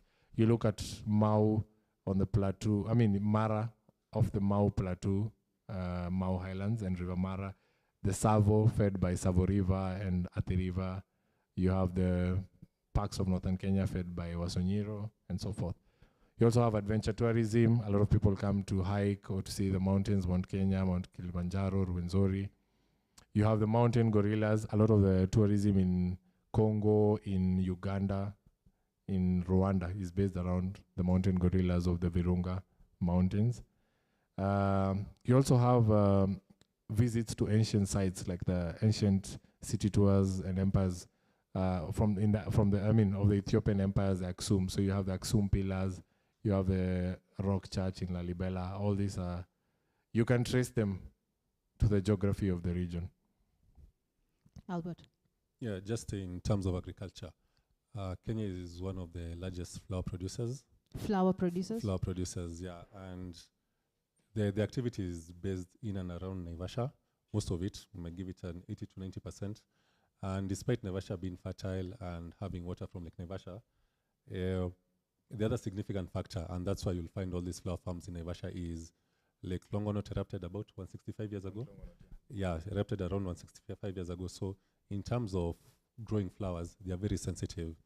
Any sort of bacteria, any sort of, they make the flower dead. But because of the eruption that happened with the Longonot, the soil in Naivasha is, we call it bug-free. It's like sanitized. Yeah, it's sanitized. It was sanitized by the Longonot eruption 165 years ago.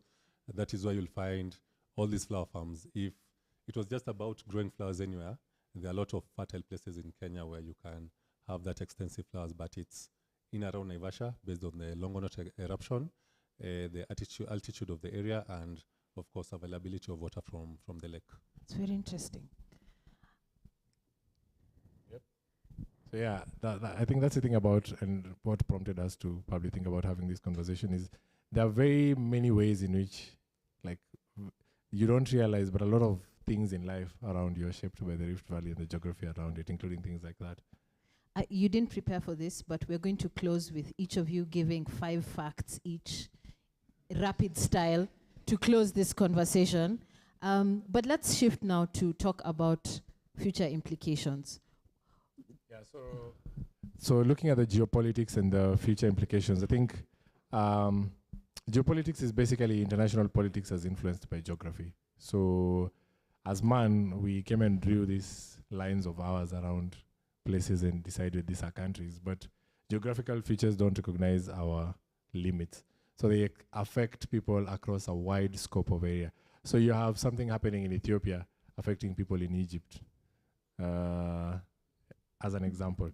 So some of the geopolitical issues that we'll be looking at and will be future considerations now, geopolitical issues now and geopolitical issues into the future around the rift include the Kenya-Somali border, we mentioned one.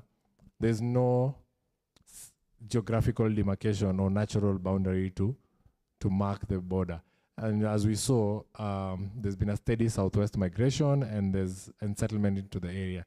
So our implications on security, as we were mentioning earlier, there's no border, so it's easier for rebel movements, terrorist organizations, and so forth to be able to take advantage of the terrain of the area and the huge population of people to hide among them and conduct their activities. Southern Somalia is as lucrative for Somalis. It's a very lucrative area for Somalis, so they'll always live there. And there's kinship across the border. There's interest from Kenya in what is happening in Southern Somalia. So there's the fact that there's no natural boundary and there's heavy concentration of population there based on the geography and the terrain of the area is something that will never change. We'll always have a high density of people in Southern Somalia. We have no natural boundary, so that's something we'll have to contend with as a security situation, as a security factor going into the future. It's never going to change. We're looking at the Egyptian conflict. Ethiopia is building dams. I think Ethiopia is complaining that less than 40% of their population has access to electricity. So on this industrialization drive, they're trying to utilize many of the rivers that flow from there. Ethiopia is the roof of Africa, the place where so many rivers flow from. So in their efforts to dam the Blue Nile, which contributes to, I think, 80% of the flooding, annual flooding of the Nile, the annual flooding that allows Egypt to thrive, not just now, but the fact that the Egyptian civilization was set up, 7,000 years ago and thrived for a long time And to date, Egypt is the third most populated country in Africa with more than 100 million, is because of the Nile. So as Ethiopia attempts to use the Nile, Egyptians have a problem. And it's been very prevalent in the news. Ethiopia has been very clear that they'll have to use their resources. Egypt is having problems, so it's a potential flashpoint now and in the future. And Ethiopia being the second most populated country in Africa. Exactly. I think almost 150 million population.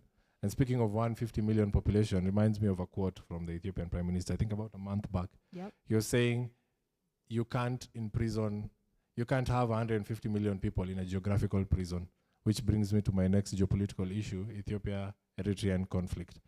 Ethiopia, as we saw, Ethio-Semitic people crossed over and established themselves over the last 3,000-4,000 years in the highlands. But the irony of it is that the farther south they moved and the historical events that happened later, it cut off Ethiopians from the sea. They crossed over the sea to come here and settle and take advantage of the sea to trade and establish an empire. But now they don't have access to the sea because of the the independence of Eritrea. It's funny because some sections of Ethiopia are only 50 kilometers from the Red Sea, but they can't have access to the ocean. So now Ethiopia is becoming bellicose and belligerent, saying they have to have access to the sea, which, as we're seeing, drums of war are being beat. There's mobilization along the borders. And interestingly, Abiy said he'll have access to the sea, whether through cordial means or through use of force. And that means not only Eritrea is in danger, but also Somalis have been a bit fretting over the possible invasion by Ethiopia. And there's people who are saying, there's a school of thought that Somalis are happy to join EAC because in the event that Ethiopia decides to invade, then we have a collective duty to look out for their interests. But that's a story for another day. Another geopolitical issue is the Great Lakes conflict. We mentioned prime real estate. And DRC, it's interesting that the three provinces you mentioned, Ituri, South and North Kivu, also happen to be the mineral belt, the tin belt, where you get a lot of the minerals in eastern DRC. So long as that area is fertile and supports a large population and has minerals below, you will have actors from within and without coming in and trying to influence that. So peace in eastern DRC might be a problem, not now, but going into the future. I hope I'm proved wrong. Rebel movements.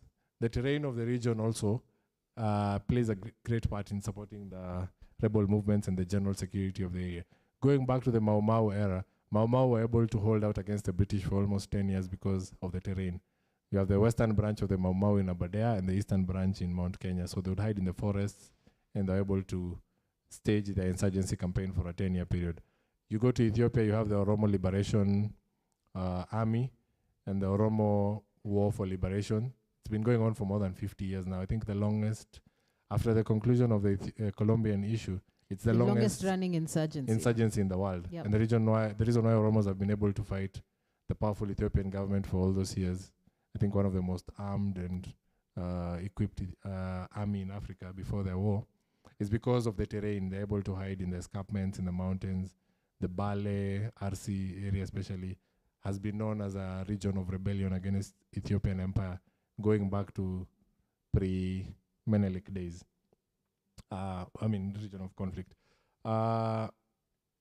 This is a map of the Nile Valley. As you can see, blue Nile from Ethiopia, white Nile from the Great Lakes region, confluencing in Khartoum and flowing all the way to Egypt, sustaining the Egyptian population from antiquity to date. This is a map of Ethiopia, and you can see the port of Assab here in Eritrea. Ethiopia is only 50 or so kilometers to the ocean here, but it does not have access to the ocean. So this is a geopolitical issue. And this part of Eritrea is on the floor of the Rift Valley. So yeah, Ethiopia cut off from the Red Sea and a geopolitical issue of the future.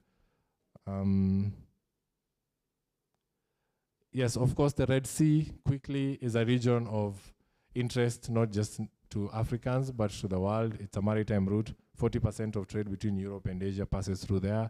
So the strategic importance of it, you have Red Sea military bases. All this you can see ports and military bases along the Red Sea. All sorts of countries are set up here, European countries, Asians, the Americans. In Djibouti. In Djibouti, in the Eritrean coast. And interestingly, there was talk of Russians. I think they're the only ones who are not present in that part of the Red Sea. There was talk of them setting up in Sudan earlier this year. And then a few months later, war broke out in Sudan. I won't join the dots for you, but if you can make the connection, that's up to you. You have the Gulf people. They have a lot of interest in the Horn of Africa. It's a big market for them, but it's also a source of a lot of the products they import. And being in their neighborhood, they always have this big brother mentality where they have to interfere with matters of the Horn. We looked at the crisis in Ethiopia, so I won't go into that.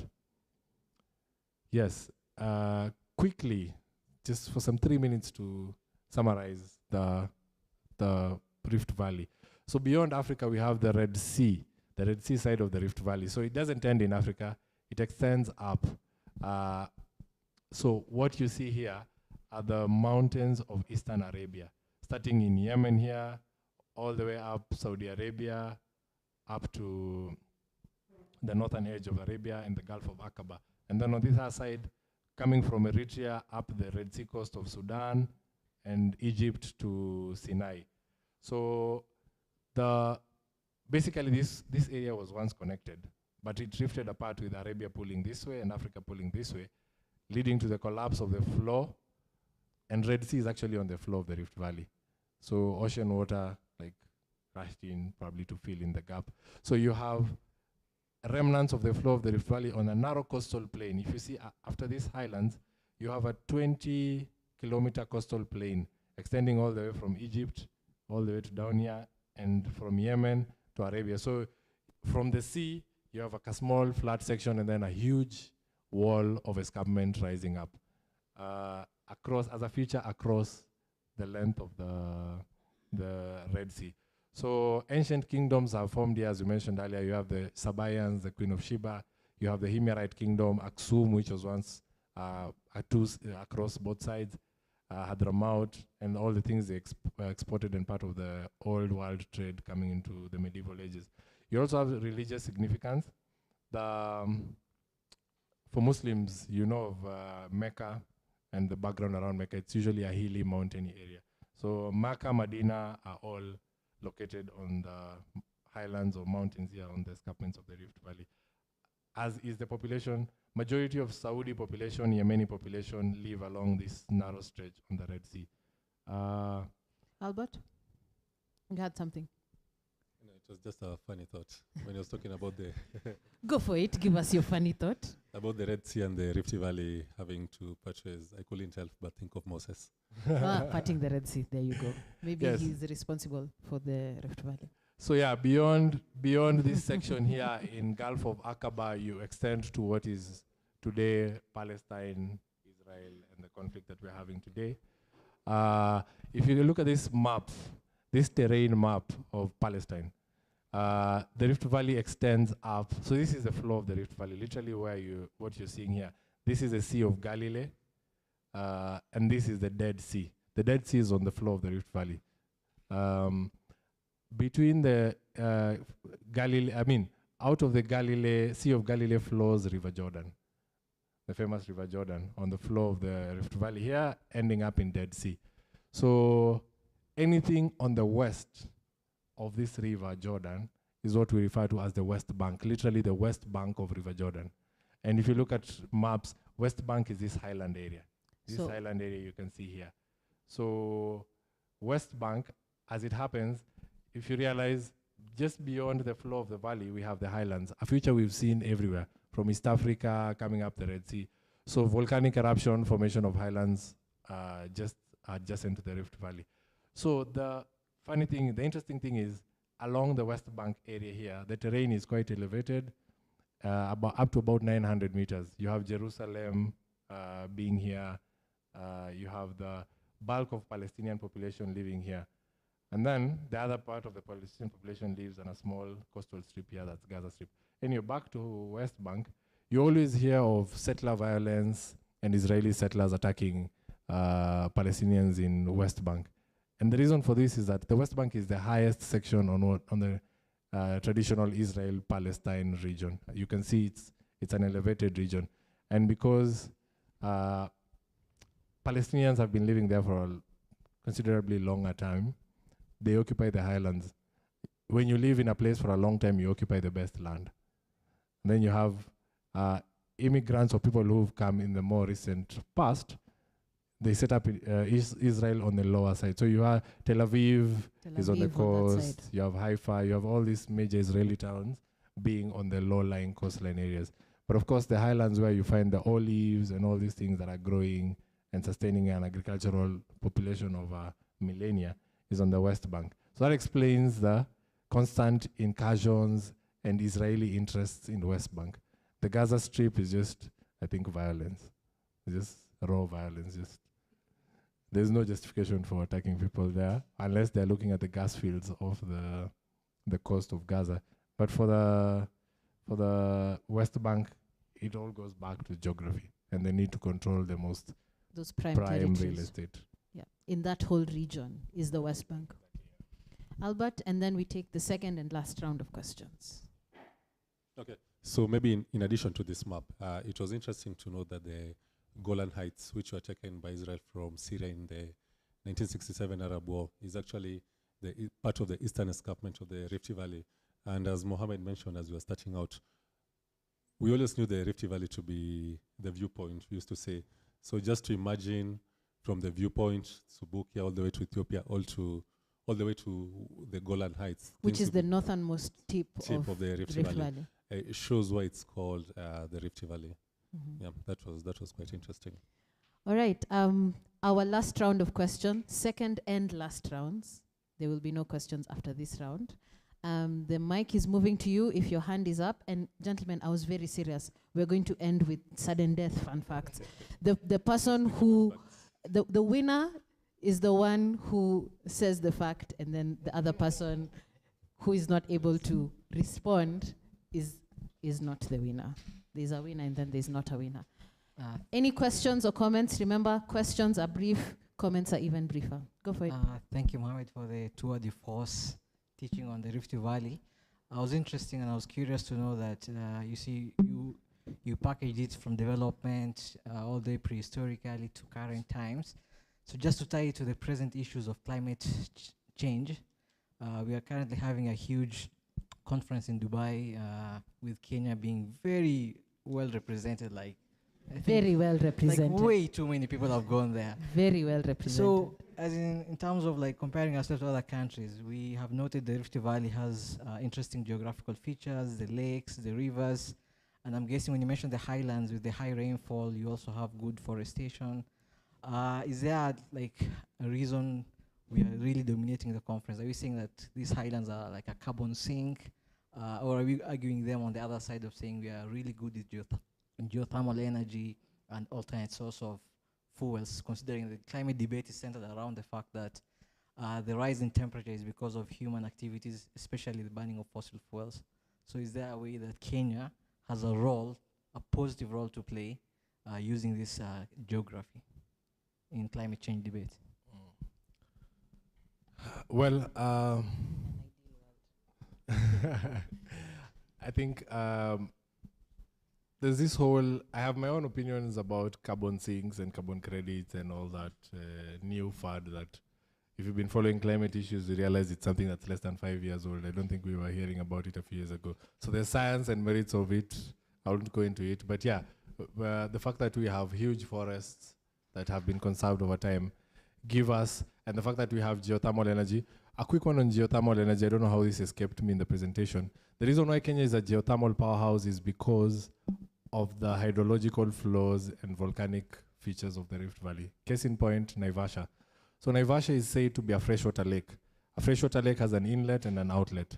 We know of the inlet, like River Malewa, River Gilgil, but we don't know of any outlet. So it's assumed at the bottom of the lake, on the floor of the valley, there's a fault line where water disperses through. So underground. Underground. An underground outlet. Exactly, it's an underground flow. And once it gets underground, it finds its way back. It gets heated in the crust. So once it gets heated, it finds its way out of the earth in the form of geothermal wells. That's why you have Olkaria. If you look at the location and the geography of the area, you have Lake Naivasha, then Mount Longonot, then Olkaria, adjacent to each other. It's what you mentioned earlier, the thin crust. Yes. So water from the lake goes into the crust, finds its way back in the form of geothermal power, clean energy. So Kenya has been a key player in the green energy revolution by virtue of the fact that we, one, produce a lot of green energy from geothermal, from wind, but also, as you've mentioned, the carbon sinks, the highlands in the escarpments of the Rift Valley, like Mau, which apparently has been, that. Mm-hmm. I think in an ideal world, we would have a clear case and a clear voice at the conference in Dubai. And I think what you've just mentioned is what should have been in their notes when they traveled. And they should have just said what you said right now. That's what they should be saying in Dubai. Any other questions? I see a hand there. In the meantime, Mohammed, on a climate? quick one on climate, just something to think about in the future. As you have mentioned, the highlands are very productive, but also we have a demographic bulge in the highlands, which is a demographic dividend / curse. You have a lot of these young people who are coming up in East Africa, and you have to provide for them. If you don't have meaningful economic activity for them, you have security threats which straddle the region. But also, more importantly, as more people, the size of the land is not increasing. The highlands of Ethiopia are as they are. The highlands of Kenya are as they are. But we keep increasing our populations. They're saying by 2050, the population of Eastern Africa will have doubled. So you can imagine 100 million Kenyans, and the highlands of Uasin Gishu and Trans Nzoia and Central Kenya are not expanding.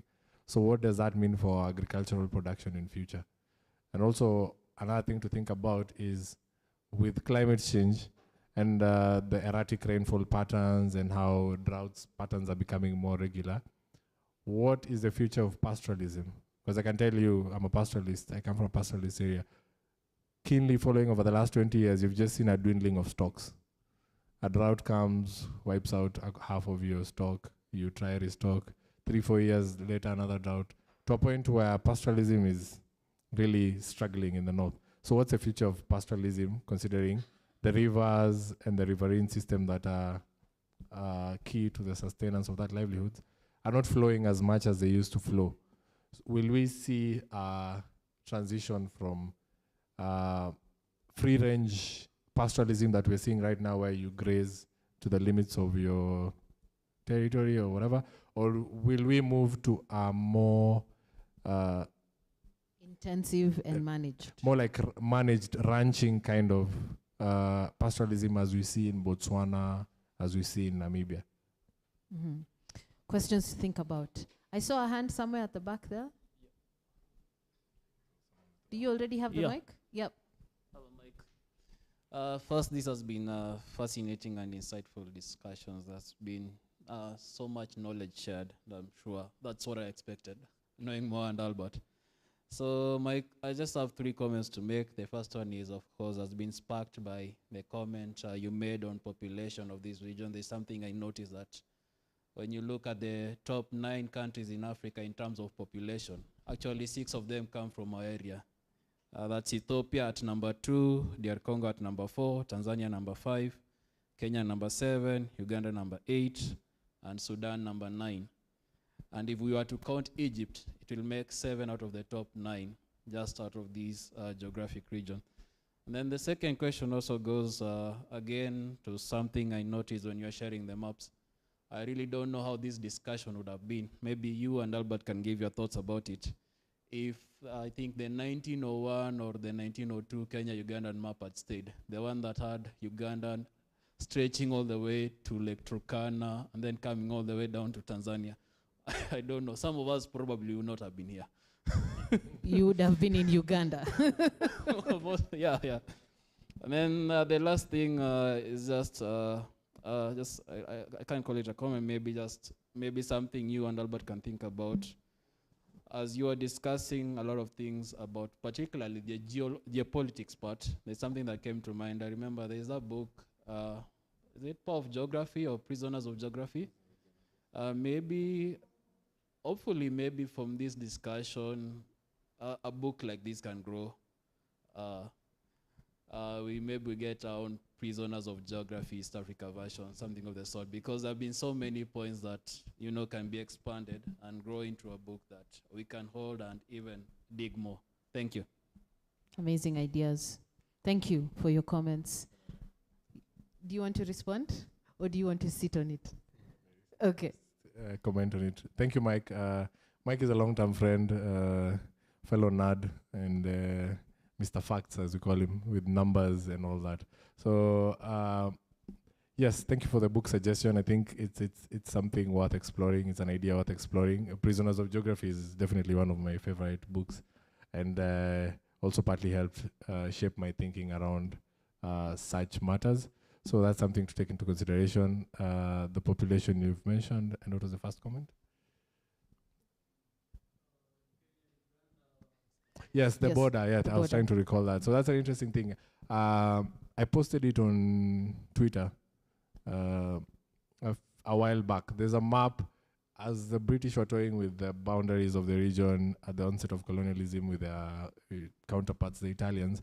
The boundaries of what is today Kenya shifted several times. So at one point, Kenya was bound by the eastern escarpment. So from Samburu coming down, Laikipia, Aberdares, Nairobi here, Ngong Hills,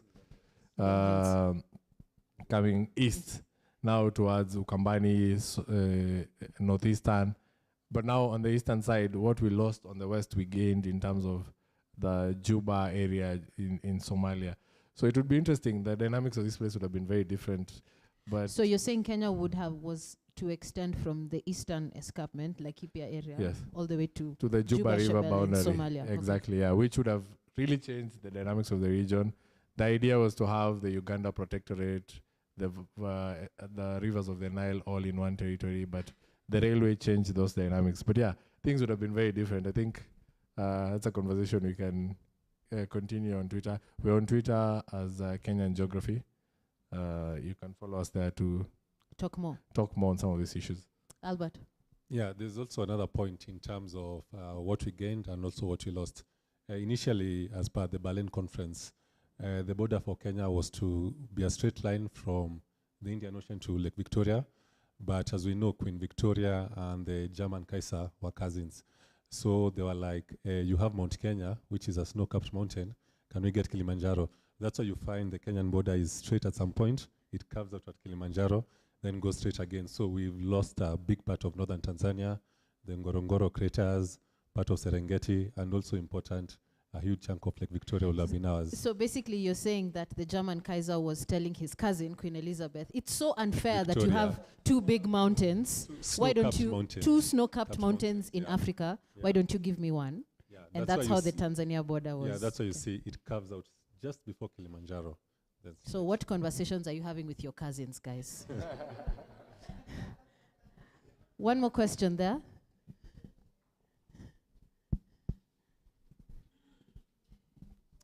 Hi. Yep. This is a pretty interesting conversation. And sorry? Oh, I stand. Sorry. Hi again. Mm-hmm. You can see me. A point was raised about population of Kenya and population of Uganda because the region is not expanding wide enough. And I think I have an answer for that in this case. And it's interesting you haven't spoken much about it. There's been very little conversation on South Sudan because looking at your map, a very big chunk of it seems to be green and could be a surprise to many people because all of us think South Sudan is like a dry, barren land. There is an interesting quote about I don't remember by who, but someone said that South Sudan is so fertile that you could grow nails and they would grow, which is pretty interesting. And then this is an interesting thing that Albert said when he said earlier that he was thinking of a funny thing. And I kept on chuckling the entire time when the Albertine region was being mentioned. Then you'd be like, Albert, I'm like, oh, shit. Yeah, thank you. So that fertility of South Sudan has to do with the flow of the Nile at that particular section. Yes. Thank you. I don't know how this escaped me, but so as you can see here on the northern edge of Uganda, as the Nile flows out of the East African plateau north into the low-lying plains of South Sudan, South Sudan is very flat and extends over a very long area. So naturally, the hydrology of a river is dependent on gravity. When a river gets to a place where it can't flow much naturally through in one gravity, direction, it spreads out. It looks for the lowest place. So the Nile spreads out in Sudan, South Sudan, what is referred to as the Sud, one of the biggest swamps in the world. So it's a flat area with a lot of water, supporting pastoralism. A lot of the Nilotic pastoralists of East Africa have their origins from this cradle here. So you have water flowing from the escarpments of Ethiopia, some tributaries of White Nile, and then water flowing from the Great Lakes region. So a lot of spread of water and a lot of fertility, as you mentioned. You can grow quite a lot of things there. But then the thing about the Sud is that a lot of the Nile evaporates here, the Victoria Nile, because it can't flow. A lot of it is lost to evaporation. So the percentage of it that actually gets to Egypt is quite minimal. The bulk of what Egypt relies on is the Blue Nile from Ethiopia, which flows directly from a very high fertile area, carrying a lot of red silt, tumbling down into Sudan and finding its meeting way the White Nile in Khartoum. Yeah, and then now flowing all the way to Egypt. I see a hand way at the back there. Wow. Thank you, Mohammed. You never disappoint. Brilliant and a beautiful mind you are. Two things in terms of where does this conversation go? Because I think today has been a night of anthropology, history, economics, and geography. So two places that I suggest. When I think about the climate change and all these conversations, and there's a science that is happening. So, and I'll give you an example. I'm in some little work to restore Nairobi Rivers Basin, and I listen to the conversations from the scientists, and I'm like, many things that are not quite working. This would be useful to take this conversation in terms of the thinking. And the second one is about planning. So whether it is allocation of resources, whether it is where people live, demographics and settlement, and even from property development. I'm just thinking, Mohammed, it's time we had this particular conceptualization in the space for whether you want to call it scenarios thinking or futures thinking. I think it would be important as we sort of save these out, because the geographical factors, the moderator is saying, there's nothing we can change. The what do you call it, the West Bank, that won't change. But how do we plan differently, conceptualizing this particular way of thinking to then have a fairer distribution of resources? Where should we be living? Should we be going down the Machakos way, or should we be cutting coffee, in Runda and Kiambu, what do you call it, Kiambu area? That kind of a thing. But it's been an amazing, evening. So I think we can actually then upscale this conversation into those spaces, and sort of, where I'm headed. Thank you so much. It's been brilliant. Thank you. Scenarios thinking, futures thinking. What are some of the things that are on your mind? Thank you, GK, for your kind words and for attending and for your question. I think GK raises an important issue. We don't center the spatial element in our thinking. And part of the rationale for having such a conversation is to now bring to start this as a conversation, or to extend this as a conversation, to get it to people who are looking at different sectors and different aspects of society in Kenya. And I know GK is looking at it from a policy perspective, being a policy maker.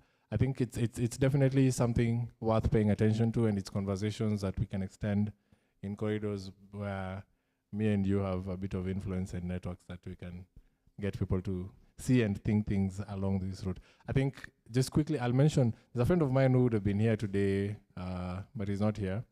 Part of also the rationale why we decided to have this event. A friend of mine is an accomplished writer, Dale Abraham. So a good friend of mine, we hang out a lot to exchange ideas. He's very brilliant anthropologically, the history of the region. We have a lot of common interests. So as we speak, brilliant mind, but he's never had the good geographical conception of the region as he thinks of all these different things. So over time, as we have these conversations, it's like to quote him, it's like I opened a third eye or a third perspective, a 3D perspective to how he would see things. Like he would now, everywhere he would go, geography would be a factor that he will look at as he tries to make analysis or basically understanding of a place. So it's a conversation we're happy is happening. I hope a lot more people can start looking at things from this perspective. And we see how probably it can have an effect on future planning and such. So please share this link with people that you think should watch and listen to this. Like I said, Baraza Lab on YouTube. You can share that link that we've been recording today.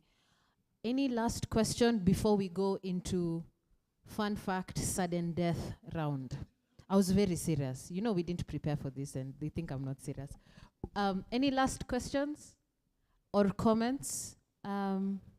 Even brief ones are welcome. I think we are way over our time. So this is where we go into fun fact, sudden death. You're just going to exchange facts with each other. And then the winner is the one who says more things than the other one. Centered around the topic. Centered around, did you know fun facts about the Rift Valley? So this is the structure. You start with the words, did you know that? And then you throw a fact. Then Albert goes, did you know that? Then he throws another fact. Then we see who's going to say more. I'm going to say the first one, right? Just to even the playing ground. I'm going to just mention the first one, which is, did you know that out of the 100 fastest runners in the world, their birthplaces are all concentrated around the Rift Valley? And I think you had a map around that. Did you? Yes, I think I have a map on that. It's funny how, because I don't have that map right now, I'll just trace it on the cursor.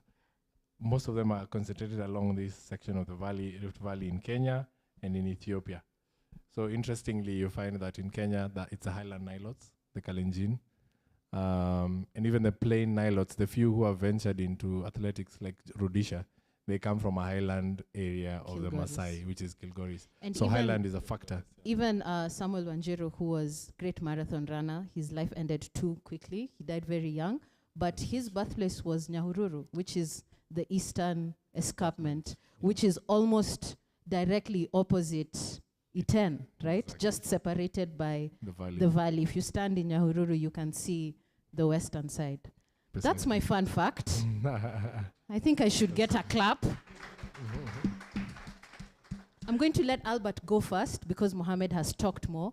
Remember, you start with, did you know that? Then you say a fact. And then Mohammed takes over. Go. Did you know that you've shown that tea is, we are the largest exporters of tea.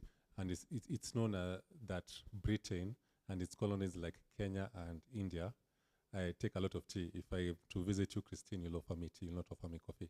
Did you know that it's because the British government forced the British to take tea so that the British East India Company, which had a monopoly on the trade of tea, can get more profits. So it discouraged coffee and others. Poor Brits, they were forced to take tea, yeah. And us, as part of the British, what do you call it, colonized by the British, we have that culture. It's across all homesteads. But so we were forced to produce tea. To produce and also consume and also consume. But on their side, they had to consume it so that the British East India Company can make profits. Did you know that? Mohammed, did you know? I didn't know of the forcing part, but I know the British East Indian Company had the monopoly to import tea into Britain from China. As this is the early 1800s. And over time, they got greedy. And because the Chinese, interestingly, would sell you tea or whatever they produce, but they'd never take anything you're importing to them.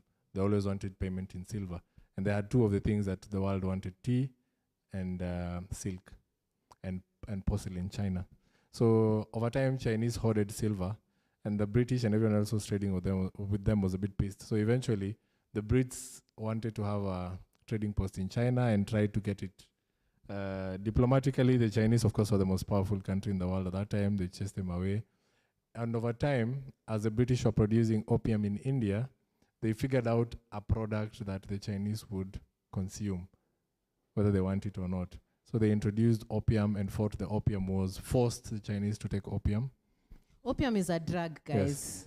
Heroin So is a byproduct of opium. Yeah, this leads to the opium wars of the 1800s and the century of humiliation for China, their collapse as a global power, and eventually the Chinese socialist revolution and what we have today as China.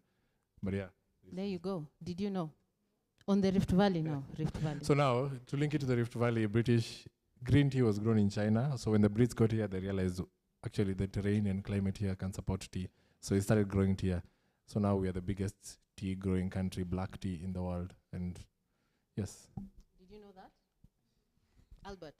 Yes, did you know that, of course, we mentioned that coffee came from the Kaffa region in Ethiopia, and it's apparently the second most consumed beverage in the world, with America consuming about 27 million bags.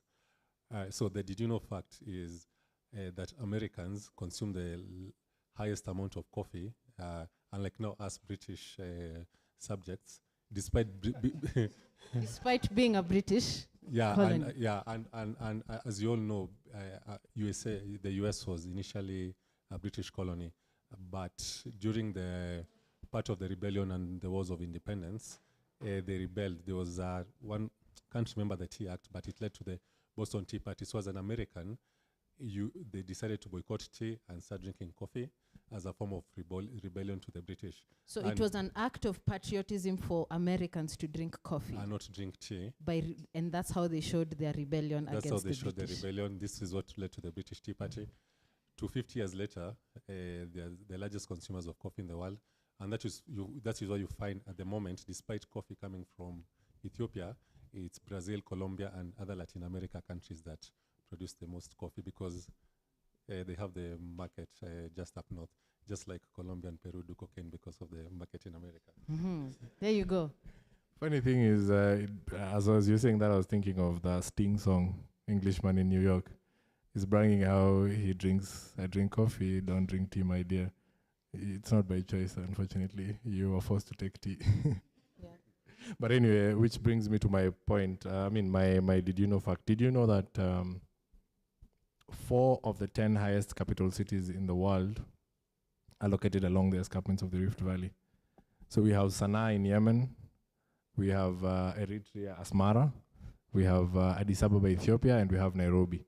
So they form 4 of the 10 highest capital cities. The others are in the Andes and the Himalayas range. But yeah, we occupy almost half of the 10 highest capital cities in the world by virtue of altitude and making habitation next to the highlands of the Rift Valley. Did you know that?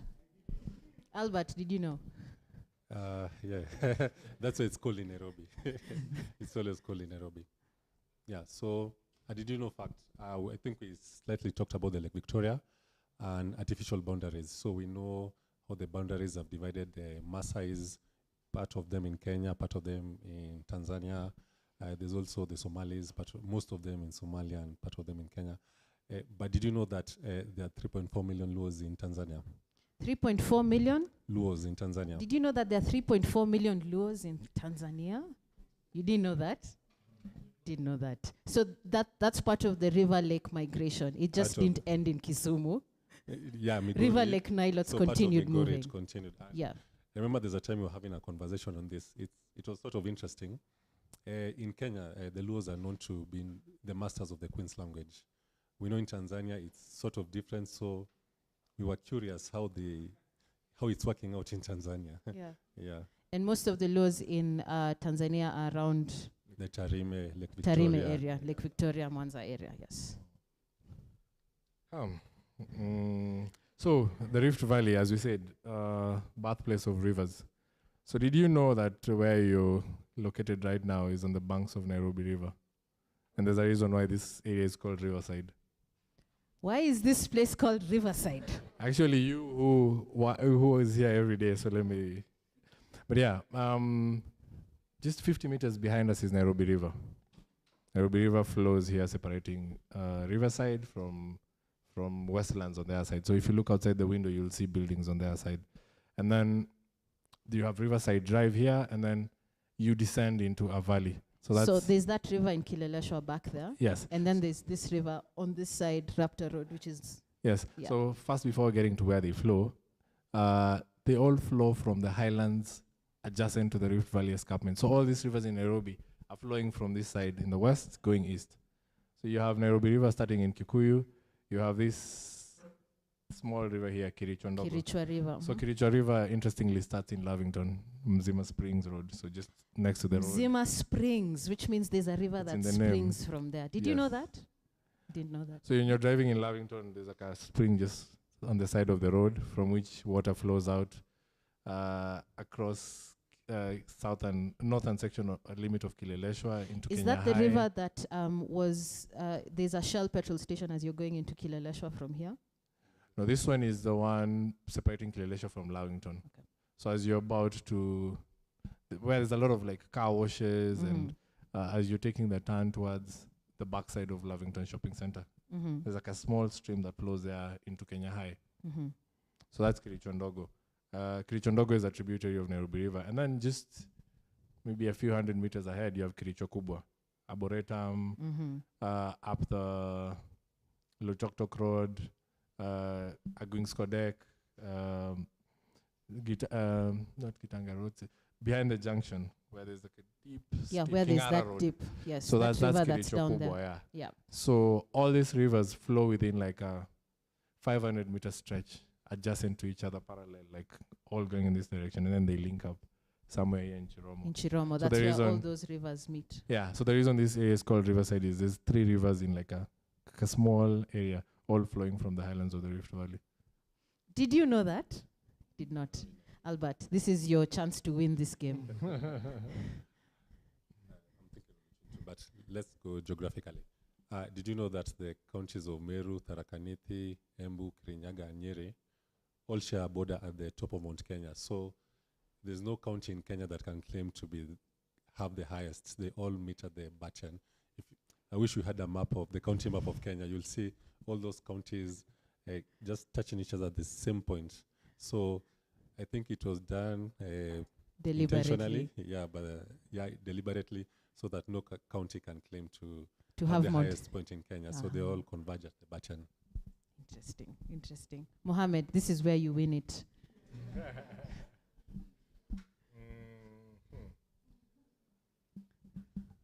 Oh my gosh. This is where Albert wins it. If he does not come up with a fact in the next 5 seconds. I think we take it to Mount Kenya. He mentioned Mount Kenya, so I'll take it to Mount Kenya. Mount Kenya region is home to an indigenous species of miraa. So the miraa that is grown in Kenya is different to the miraa that is grown in Ethiopia. So you have miraa indigenous to Ethiopia, miraa indigenous to Kenya. But the Kenyan miraa is of a higher quality. That's why there's a lot of demand for it across the region. And it's just one of those wild plants that people made use of as they migrated and settled into different sections of Kenya.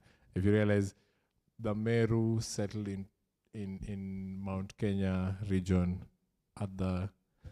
towards the late 1600s, and miraa use started, I think, in the early 1900s.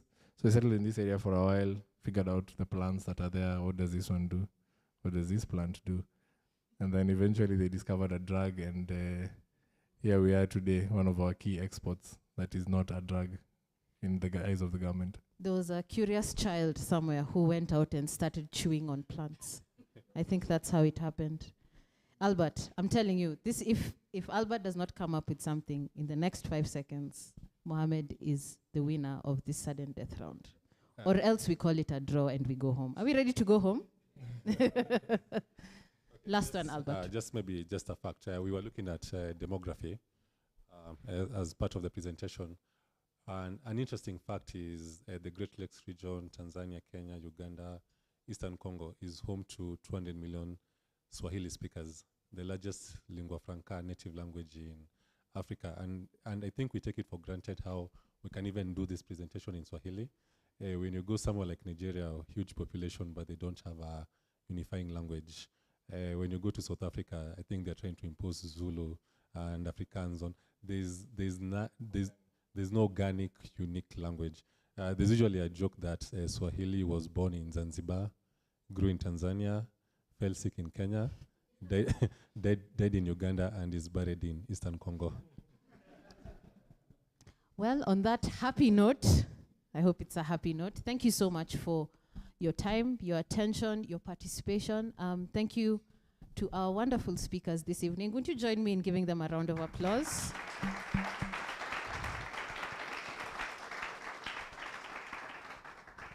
Thank you, Albert and Mohammed. Well, Mohammed is here to sell coffee, believe it or not. Please market your coffee, please. These are your customers. Yeah, we've spoken of coffee as the second most traded commodity in the world. So we won't ask you to buy us oil, because I think oil is a bit out of reach. We don't want you to dig too much. But if you want to buy us coffee, if you've enjoyed the presentation and you feel you want to buy us coffee, we have a till number. 9, I think you can take it down. We didn't write it down, so it's just spontaneous. Just say 952-4783. Hugo Ventures. So yes, 952-4783. So just to get it straight, this is how you buy Mohammed a coffee and appreciate him for his time today. That's what you're saying, right? So you're not selling. Pretty much, yes. Mohammed is not selling coffee, but he's accepting coffee.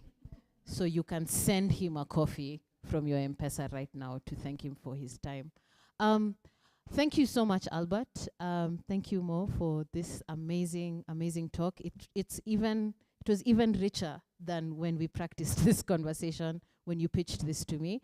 I'm going to stop here and allow us for some interaction time for you to get a drink, have a soda or a drink, to have more conversations as we close the space. Like I've said, my name is Christine Mungai. I am a writer and journalist. For me, this conversation has been particularly rewarding because of where we began. Like I said, we are Africa Challenge alumni, and I'm so happy to share a stage with these amazing people and to see some of our colleagues from the show in the audience and a lot more interest from those who are not able to make it. Thank you again to our audience today. Thank you for coming for this event. And thank you for your time and your energy this evening. Asanteni sana. Give yourselves a big round of applause.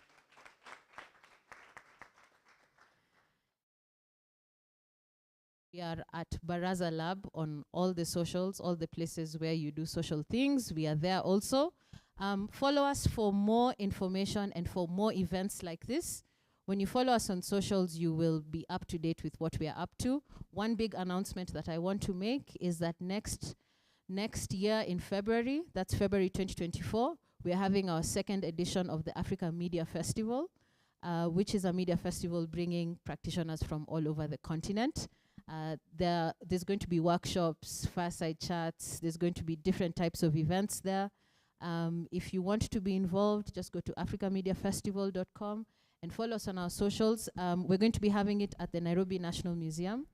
If you were with us last year, we had it at Radisson Blu, but now we're at the museum. A very different kind of vibe that I'm super excited about. And I thought that I should just let everyone know here. And tickets will be on sale soon. All right? Thank you again. Let me clap for everyone. Let me clap.